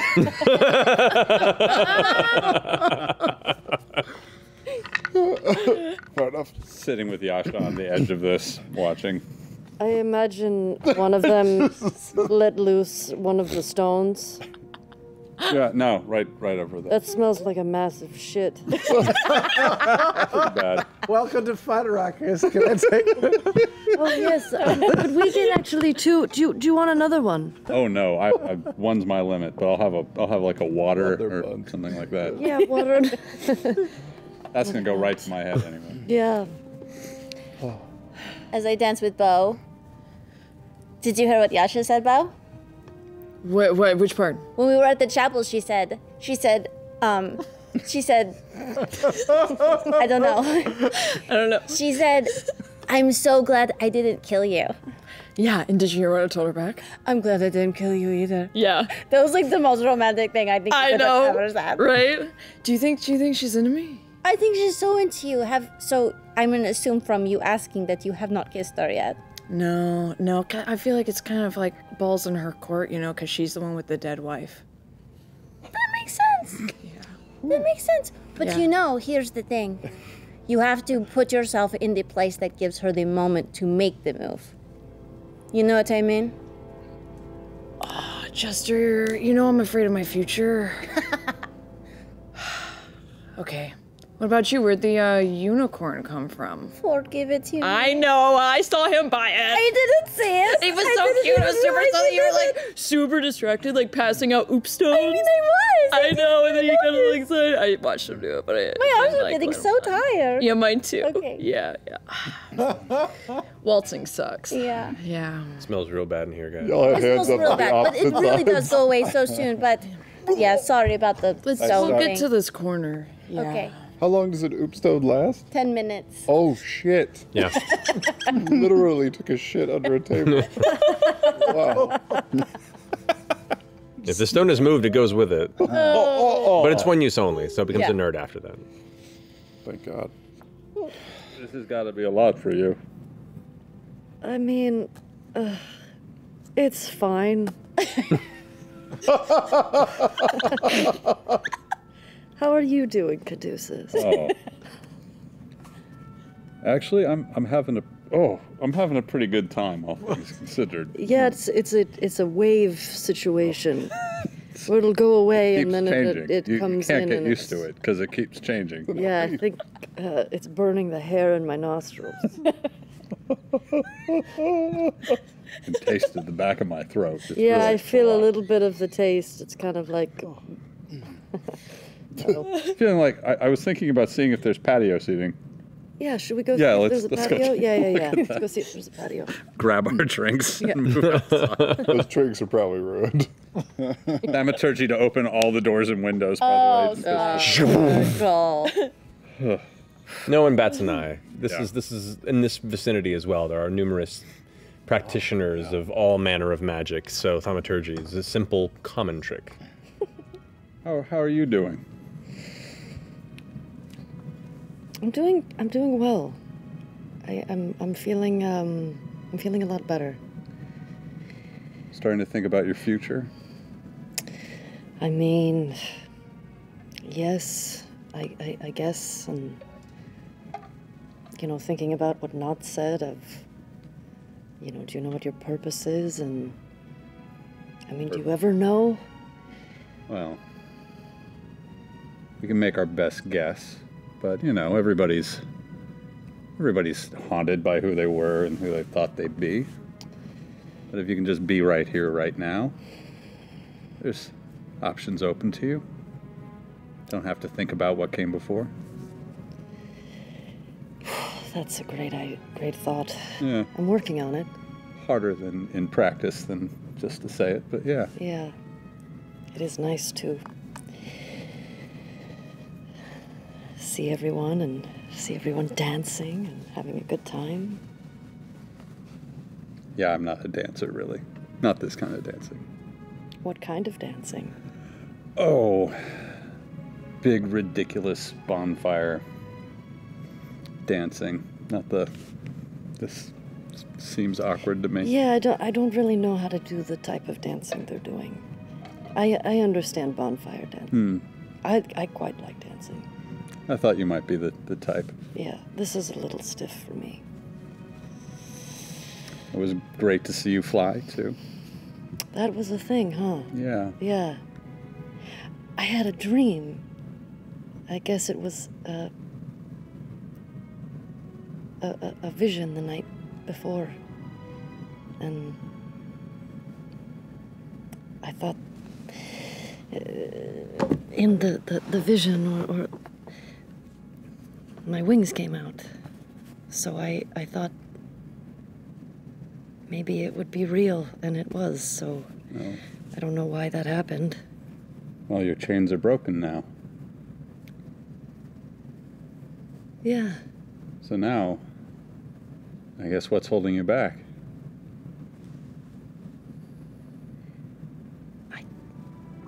I guess nothing. I think a lot about, I've been to a lot of funerals. I mean, a lot.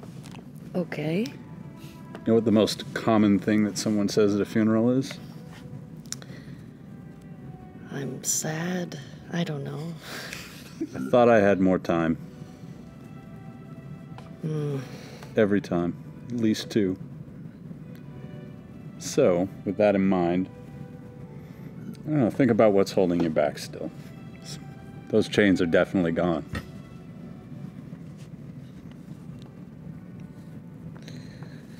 Okay. Man, those wings. That's cool. Caduceus. Maybe it's just been the chaos the past week or two, but having this moment with Yasha, the proximity, and kind of really perceiving who she is as a person in this moment. One thing you do catch, which is curious, is at the roots of her hair, you see a lighter color.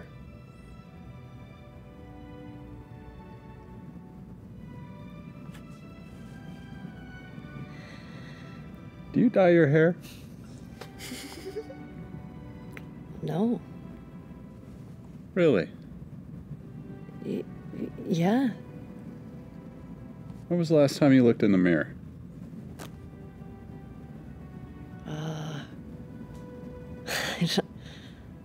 I don't know. I guess it's been a little while. Oh, let me give you one, and I'm gonna change into Yasha.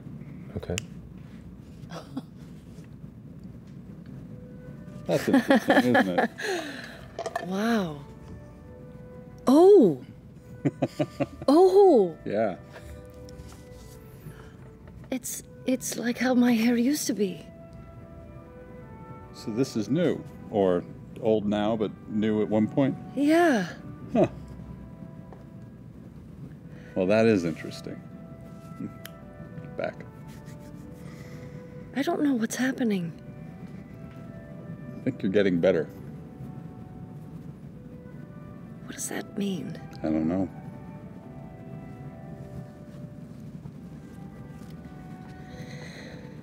Okay, so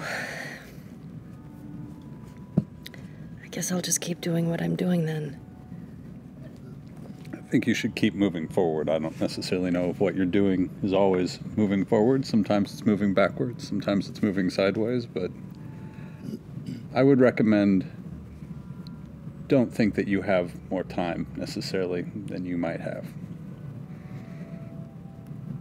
Patience is fine, but it can curdle into apathy. Okay. Better call home, actually, now that I think about it. Gotta go home sometime. Yeah. I don't wanna.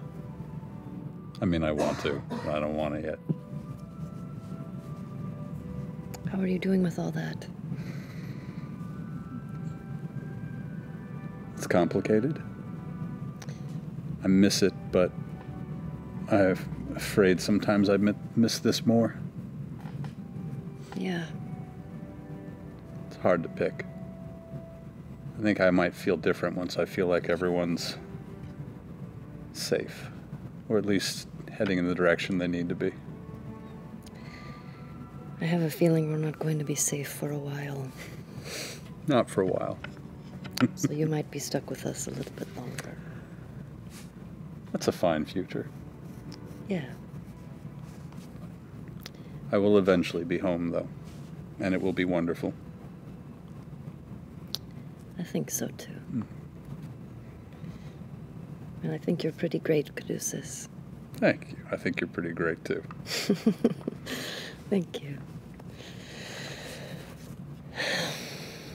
I don't want to go back in there. It smells terrible. I can still, it's still coming out the windows Just and the door. leaking. Yeah. It's just like a leaky butt.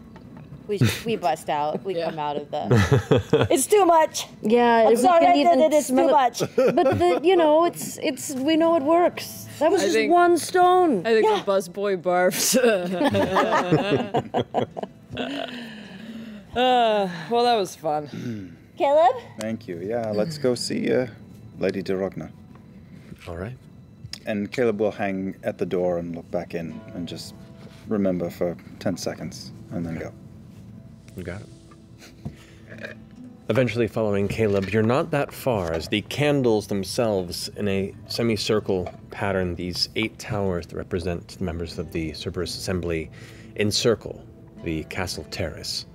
And where you are is not but a 10-minute walk before you come upon the what's known colloquially as the Two-Faceted Tower.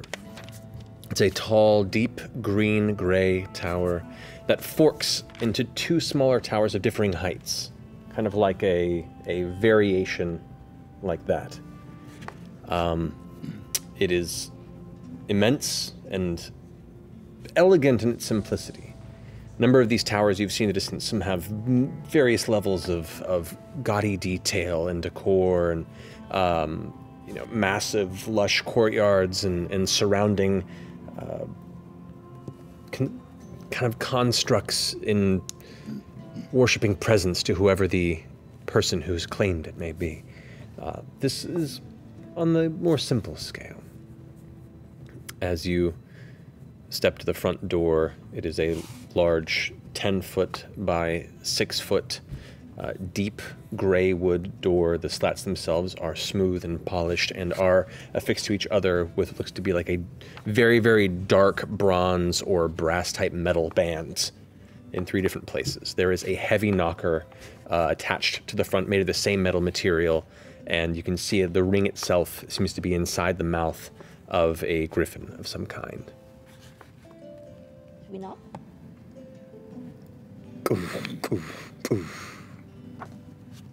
The door opens up slightly and leads into the interior. There's nobody to greet you, but as you do look inside, your eyes adjust a bit to the low-lit interior. It is as elegant and simple inside as you would imagine it would be in comparison to the outside. You are now standing in the middle of a gorgeous foyer chamber at the base of this tower. A lot of dark wood, gold leaf surround the marble floors, and you can see there's a staircase along the back that curves upward with a very intricately carved banister that rides along it that looks almost like a curving snake of some kind that just makes its way up and out of view as it heads upward. You can see a central rug over the marble flooring that has beautiful inlaid pattern designs that match the circular shape of it, and there are 2 kind of dark gray, almost black, velvet-seated benches that face each other in this kind of atrium chamber, if you will. The only way you see is up, but as you step in, the door closes behind you. You all kind of jump ever so slightly. It's comfortable in here. The temperature is a little warmer than the colder day of Rexentrim. There's a brief quiet moment as you all kind of are looking at each other and taking in the surroundings before a sourceless voice kind of echoes around the air above and around you. Welcome. I'm so glad you could make it, and with relatively good time. Please, join me upstairs for some tea and conversation.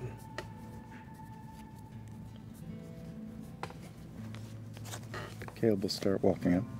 Okay. Officer Tower. I'll also. I hope she's got cookies to go with the tea. I'll casually activate see invisibility. Just as we're inside for an hour. You've got it. Okay. As you invoke see invisibility, there's a brief moment of shock as you see 4 invisible figures that just kind of sit in the sides of the room unmoving. Humanoid, but still shapeless and translucent. You've had some experience with unseen servants before, but there are 4 of them that are just kind of standing at the ready for any command, not reacting to your presence at all. So far, so good. As you ascend the heavy staircase, following the curvature, the stair curvature seems to be wider than your initial casing of the width of the tower, and what you thought would be a shorter jaunt to the next floor seems to go a little longer than you anticipated. By the time it comes around, you are now met with this beautiful lounge-like space. The floor itself has this thick, carpeted, kind of a deep-set red coloration to it. There is a large white marble fireplace across the way where you see a roaring fire burns and crackles on the inside. There's a beautiful portrait across it, about 8 to 10 feet wide by 5 feet tall, that looks to show, curiously enough, the broken landscape of Xhorhas. You can see a number of pillars that carry statues and sculptures of odd creatures and beasts, heads and busts. They're beautifully detailed and all terrifying to some degree. You recognize one of them to be similar to that creature that you saw fleeing that Tyrannosaurus, that kind of gray, blue, and white-haired creature, long jaw. It has somewhat human characteristics, but everything is elongated and perverted in this monstrous way. Another one you could see, it looks to have a smooth head with these deep-set eyes, a featureless kind of sloped forehead, and the mouth goes into these long tendrils that end about chest of its bust. There are other creatures you do not recognize, and there are sculptures in the walls as well. Imagine if you see like a trophy head room where a hunter keeps their trophies, but these are all just stone reliefs and sculptures and depictions of various monstrosities around Exandria. But here they sit like art in the space around. It's off-putting, intentional or not. But nevertheless, this is the chamber you've walked into. There you can see there are a number of chairs arranged in a sort of semicircle pattern, beautiful, polished cherry wood in color, antique-looking chairs, but very well kept. And as you begin to step towards them, they all at once uniformly scoot back to give space for you to step towards them. And you look at the chairs, and as you look up, where previously you were kind of taken in the vicinity, but you almost feel like how did you not realize she was there the entire time? Was she there the entire time? You see sitting in a similar chair across the way from what is a table that has an arrangement of small treats and cookies and crumpets and scones and what looks to be a very unique looking tea kettle or teapot of some kind, along with arranged saucers and cups.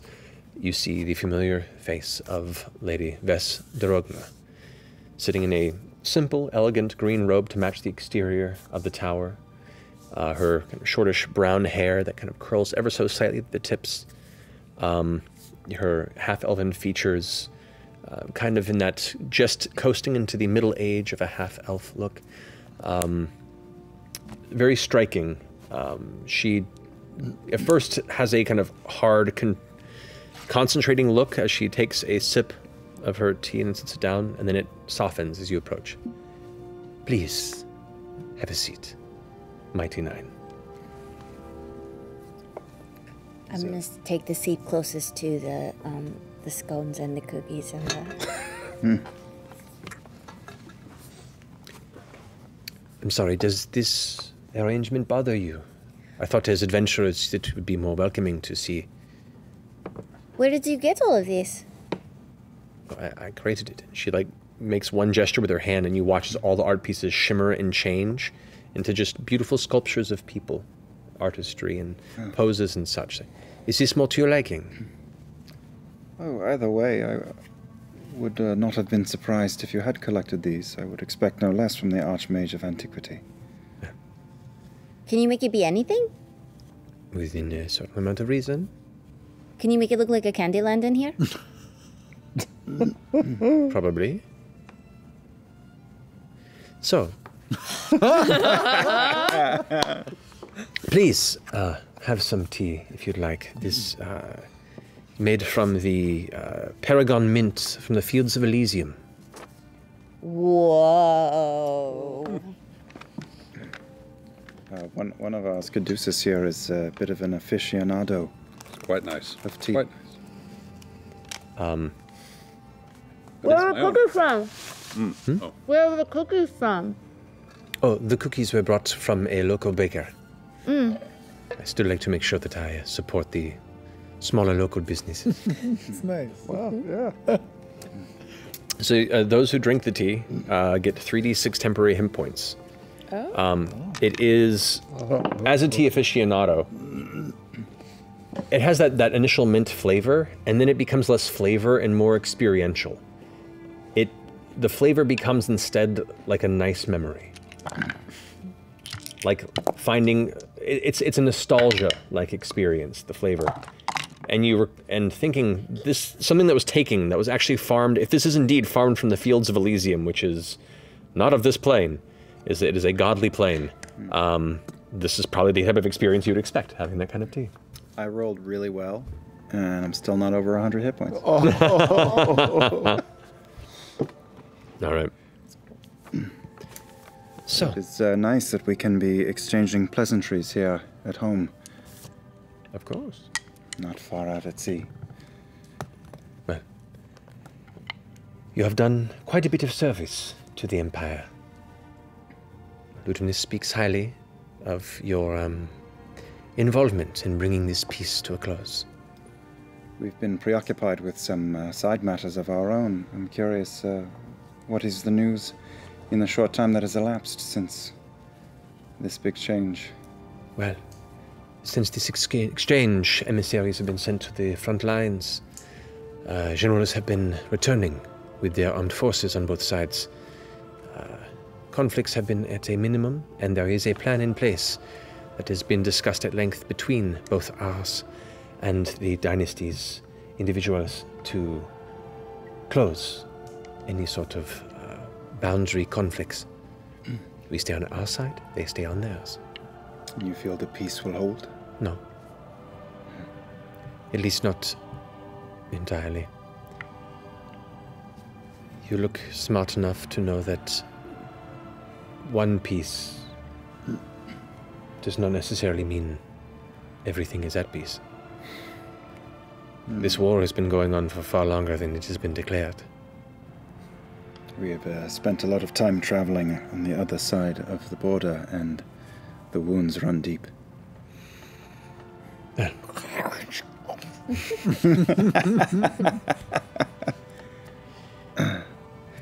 But for now, the peace perhaps will hold, and both sides can take stock and maybe see a better way.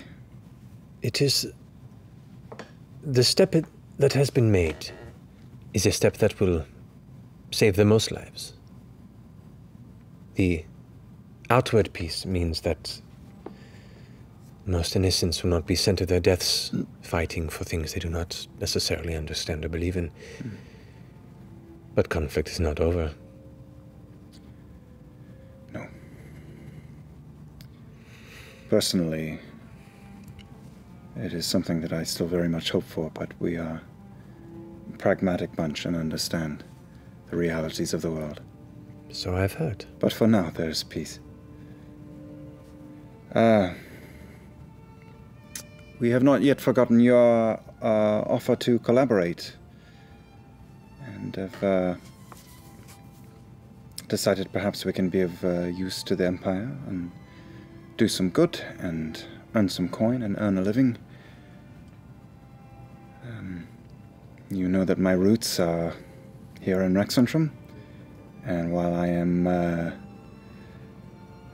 not of the cloth, as it were,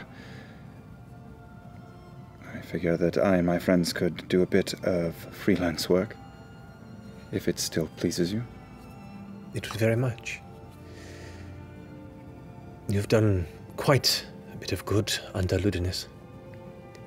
And if I'm to have you work with me, I would like to share a truth with you. Do not trust Ludinus. To be fair, I don't think we did. Good. That is why I have contacted you. Discerning eyes is useful. I would ask that whatever business we are doing, we keep it between us. Outwardly, as I'm sure there will be inquisition, there will be individuals asking, curiosities, perhaps even Ludinus himself. You are to be my bodyguards. Oh, really? Well, perhaps really to an extent, but what the world outside of this room would know is that you are to be my bodyguards. To keep me safe, after proving your capabilities in escorting the beacon and such artifacts of power to a successful negotiation, prove to me that you have the strength to keep an individual of such importance also safe. And where I wish to go, there is very little safety. And where do you wish to go? How much do you know of Isocross? Isol, huh? Isocross? Isocross. Isocross. Just Do we know anything about Isocross? We do know a little bit. It's Yeah, a bit we of a do. graveyard for the older civilization. It's kind of one of many. The name has passed our periphery a few times. It is in the biting north, beyond the graying wildlands. Oh, at the top of this map. It is a place of ice, desolation, and very remote sparks of civilization. It is also known by some, and believed by scholars who are in the know, to be the site where one of the pre-calamity Arcanist societies and civilizations found its end. Specifically, the city of Aor. How do you spell Aor? A-E-O-R. This was a society that had advanced the immortal extent of Arcanist research to believe they had discovered a way to eradicate divinity in its entirety. What? This is at least what the records say. And had wished to construct weapons, or a weapon, that would be capable of perhaps even killing a god. And for a brief moment in time, both Prime and Betrayer turned an eye towards this city and brought it to ruin. Shit. And we thought lost for a long time until, not but a few decades back, relics began to find themselves uncovered across Isocross. And there are numerous sites that are just now being uncovered where bits and broken pieces of Aor are believed to have been found. I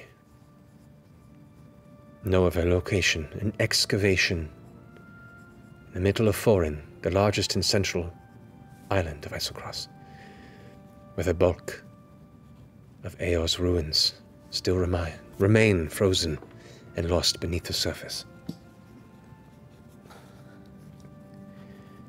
Now, this is, of course, of research interest to many. But if any of these weapons these powerful weapons, whether against divine or just by the nature of their arcane research, were to be uncovered by the Dynasty forces that currently seek to get to them before we do. Even if this peace was taken, this shadow war that we still maintain up north and beneath the semblance of peace, will be quickly over. And it is without a doubt that the very Zemni fields will be alight with flames. And what is the Assembly's intentions there? What are your intentions? And what do you believe Ludinus's intentions are? Ludinus's intentions are as they've always been. To maintain personal power, and to ensure that there is no one that could possibly rise against him, whether it be within the Assembly, the court of the king, anyone. He doesn't wish to become an emperor. Not overtly. But you do not need to parade as a king to be the one that makes the decision. That changes everything. That is what Ludinus is. And the worst that could happen is if that is challenged. I sensed a bit of tension between the two of you. No, there is plenty of tension between all of us. And why should we trust you? Oh, you shouldn't. Over Ludinus. Oh, okay. But I ask for us at least to align our interests. What are you seeking to do? To secure these weapons and use them for the might of the Empire, or to sequester them away? I would need to know the nature of these weapons first. But the weapons are only one of my interests. I'm more curious about Aeor specifically. About what really brought it to its end. So little actual recorded history of what's happened there exists. Its Insight languages. check. Yeah. Go for it. Say the same thing. Both of you. Like you. Let's both do it. Let's both. The just outside question. Mm-hmm. The Happy Fun Ball, that was pre-Calamity. That was from a wizard that was pre-Calamity, right? I can't Correct. remember. It's been a while. Yes. Been a while. 19. 28. Whoa! Come on down. Woo! Down. Yeah. She want those weapons? Oh. 28. Well, she said the weapons are one interest. No. Oh, they're one interest. Okay. And then said she has a history buff.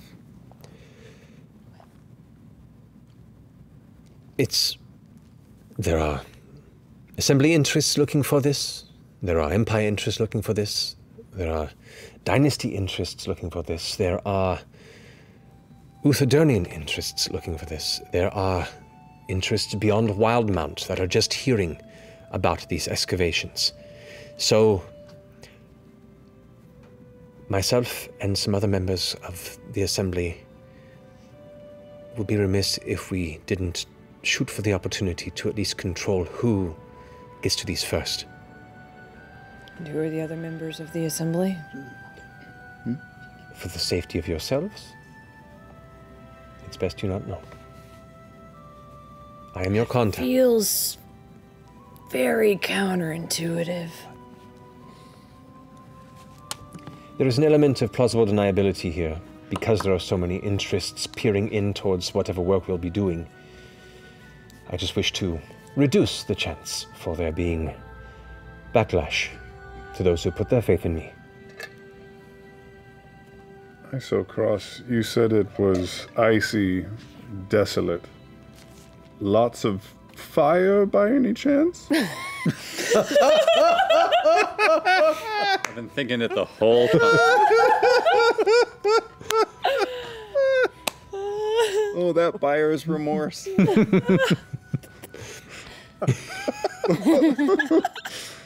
She turns to you with a curious glance. But on the surface, no, it is a frozen, icy plain.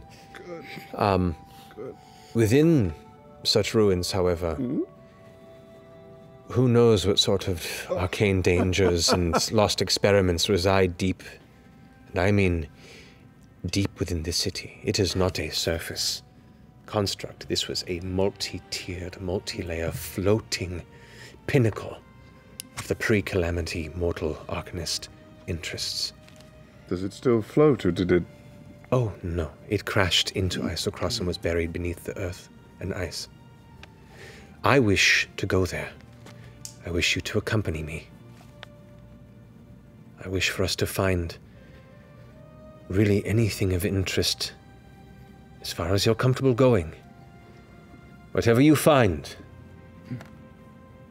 whether it be artifacts, magical items that are not pertaining to historical relevance, is yours to keep. I have no interest of such things.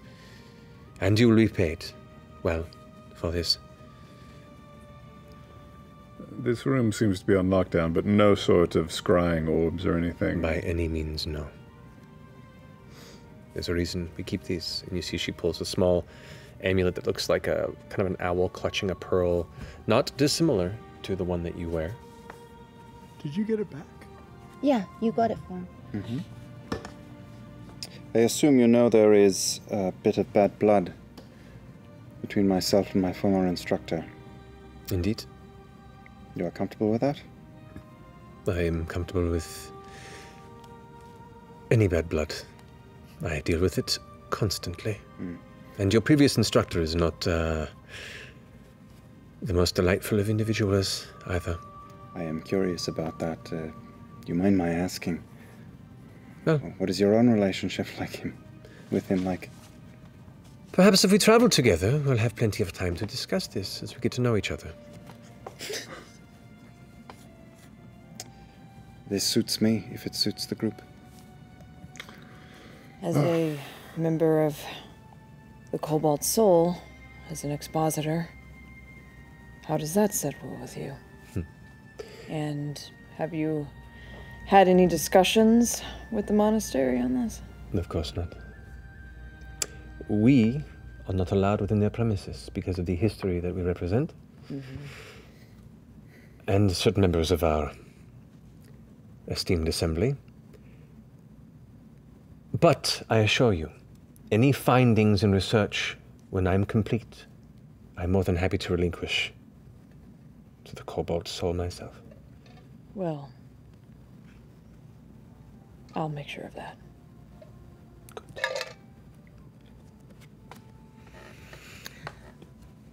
For clarification, you said that it was a floating city that crashed into the... Into the region of Isocross, yes. Okay. Why? I was just wondering. You're sure it crashed there? Well, what records there are of Aor and its final historical demise speak of it being the gods smiting it from the very sky and having it vanish on the horizon to the north, and was thought lost maybe beneath the frozen depths. But these excavations up in Isocross have begun to show relics from Aor and have released creatures of experimentation that some of the few fragments of historical records speak of. And you have not yet been to Isocross yourself? I have been to Isocross, the outskirts, but not the specific ruins. I have dabbled in some of these smaller excavations, which are more of pieces that crumpled off during its descent. There are bits of it scattered across Isocross, but the core, the very beating heart of this civilization, the mass of the city, it is still, I believe, and many believe, there, in Foreign. There, in Foreign. Yes! Ooh! Ooh! Yes! Ooh! Ooh! Oh, that glare. Foreign. Oh yeah, it's good. A little bright. Is that good there? Exposure! Exposure! Drew's got it. Wow. Yeah. Tasty. Foreign. All right. There we go. That'll help. Yeah. Foreign. Alawak. Cross the ballgame. Ballenpost. Alawak Frostbogen. Sanctuary. Oh, it's a Can good you one. can you text a picture of it to me? I will do that to you guys. Okay. Don't worry. It's like we're in an IKEA. We have a few loose ends to tie up before we can go, but that can be taken care of rather promptly. When do you wish to leave and by what means of travel? Well, I would like to travel hopefully within the next week, if possible. Means of travel is an interesting conversation. I myself, and she kind of gives you a look from at Caleb, and perhaps you as well, are less limited than others in our ability to travel. The curious element of Aor's location is its presence has continued to weave all sorts of wild, unchecked, magic oddities across the continent. Okay. For instance, and she gestures to the map, it is a frozen place, but Foreign specifically is divided by a seemingly sourceless river of perpetually flowing lava.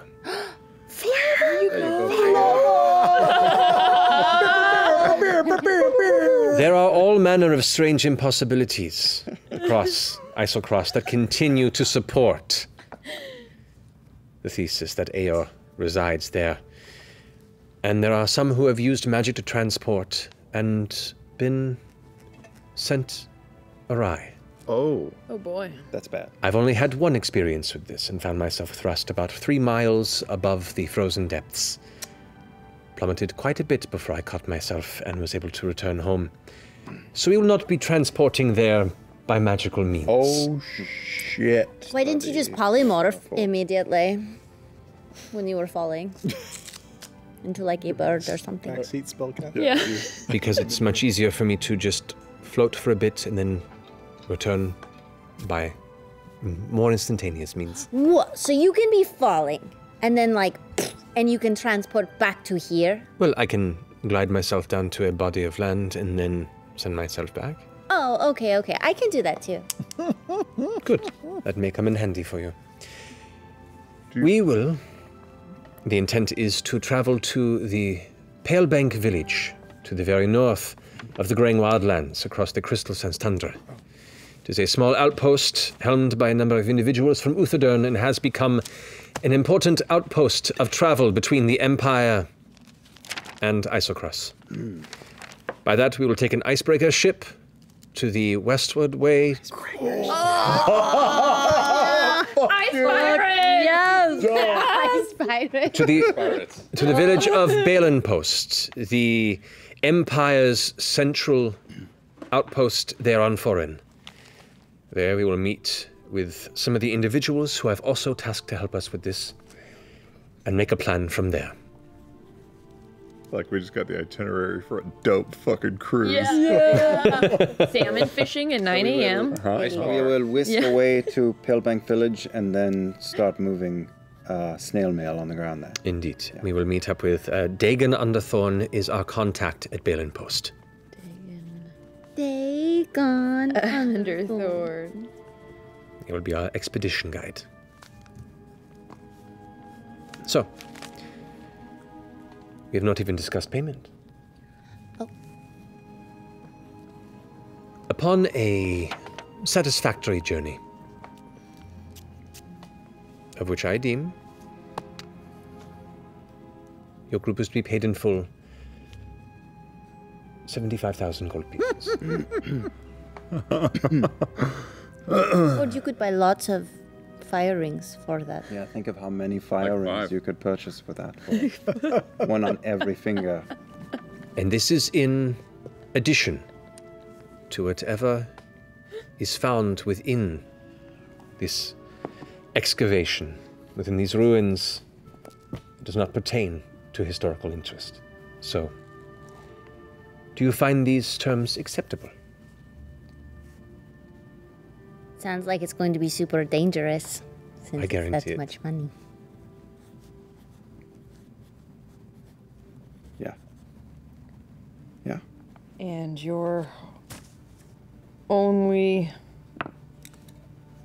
mission is just an educational-based one. Primarily, yes. To reach the heart of foreign. Aeon. To reach the location of Central Eor's ruin and delve within it. To prevent others from acquiring such knowledge before we do. And if anything notably dangerous is uncovered of Eoran technology, to make sure it does not fall into the hands of the dynasty and other factions that would see it misused or against us. Yeah. The arms race continues. I'm in. All right. It makes sense. We have some loose ends to tie up. We have one more member to talk to, but I think they'll be agreeable. Good. Retrieve them. Ceviche. More ceviche, please. Return here when you are ready. Let me know in advance, please, as you did. We always let people know in advance before we show up. We would never dream of just interrupting you. I would recommend preparing some warm clothing. And do you think we should prepare to run into any dynasty soldiers? I think that would be wise. Okay. Who are we gonna fucking run into? What? So that's complicated. Yeah, I know. I mean, it's not complicated. It's No, side simple. part. This Yeah, I know, Liam it's a and side Marisha part. talking. I know. If we find stuff to kill a god, are you going to kill gods? I have no interest in divinity. They can't touch us here. They can't touch you here. Not directly. I have news to tell you. They got chains. They can drag you into the sky anytime they want to. Literally anytime. We had a very rough week. Apparently. I have little interest in divinity. It is a very useful tool when distracting a populace, and that has been proven time and time again through history. I'm more interested in the pursuit of the individual. Less the soul, more what the hand and mind can do. Yeah. Here. Well then, we have an accord. We'll be discussing things soon. I look forward to our journey. And I hope you enjoyed the tea. Thank you. Thank you so much. Can I take some of these cookies with me? If you're not going to eat all of them? Be my guest. Thank you. Into the bag. The whole thing. Plates and all. As you finish the cookies getting in there, you all kind of look up to, you all look at Jester doing this, and you look back to the chair, and the chair's empty. Damn. Batman. Yeah, Who's got totally that Batman to you. spell? 7th level, who can disappear in and out of the foyer? As We'll workshop the name. As And I'm each back. candy was going into her bag, 6 seconds. Sprinkle was just like, I want it. That's what I got. Wow. So you guys make your exit from the tower? Yeah. Okay. I walk over to one of the unseen servants as we walk out. There's a... You exit the tower, the door closes behind you, and now you stand on the street here in the candles, kind of taking in the discussion you just had. We're going to need warmer clothes. Like, much warmer than even when we were in Jorhat. I like the cold. But yeah, probably. Wow. Well, Anyone feel like going to Nicodranus for dinner? Yeah, sounds great. Could go for some ceviche. Yeah. You watch as the same thing. Yeah. A young student in the robes of the Soltris Academy, kind of from a distance, you hear the footsteps approach as this kind of young 16, 17-year-old boy with mousy brown hair, cut short, approaches. Very sorry to bother you. Are you Bren? Oh, shit. Yeah. Yeah, and hands a letter, a wax-sealed letter to you. And then just heads off. Cheers.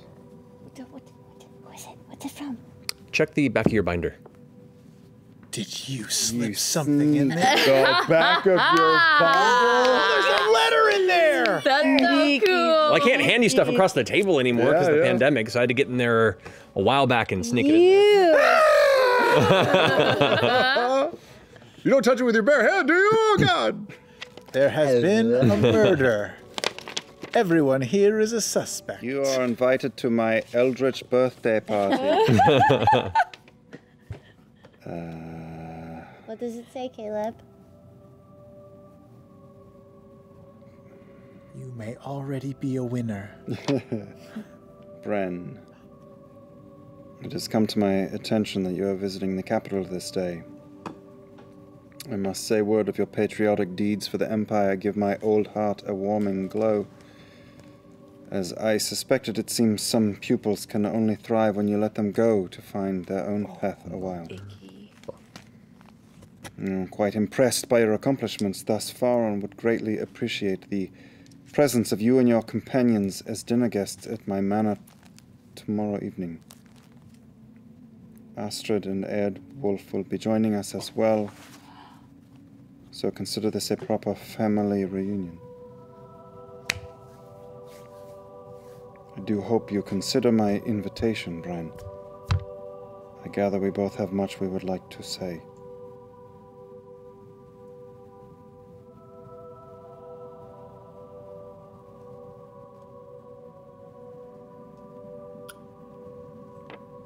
And that's where we'll end tonight's episode. Oh, no! Fucking sneaky ass DM. I'm gonna check the back of mine. I know, right? He put this in there. He's an ad wizard. Wow. Cool.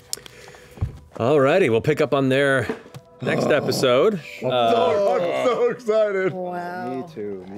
Isocross. Oh, man. Isocross. Oh, man. This is going to be different. Alrighty, well, thank you all for joining us. Have yourself a wonderful week. We love you very much, and is it Thursday yet? No. Good night. Yeah.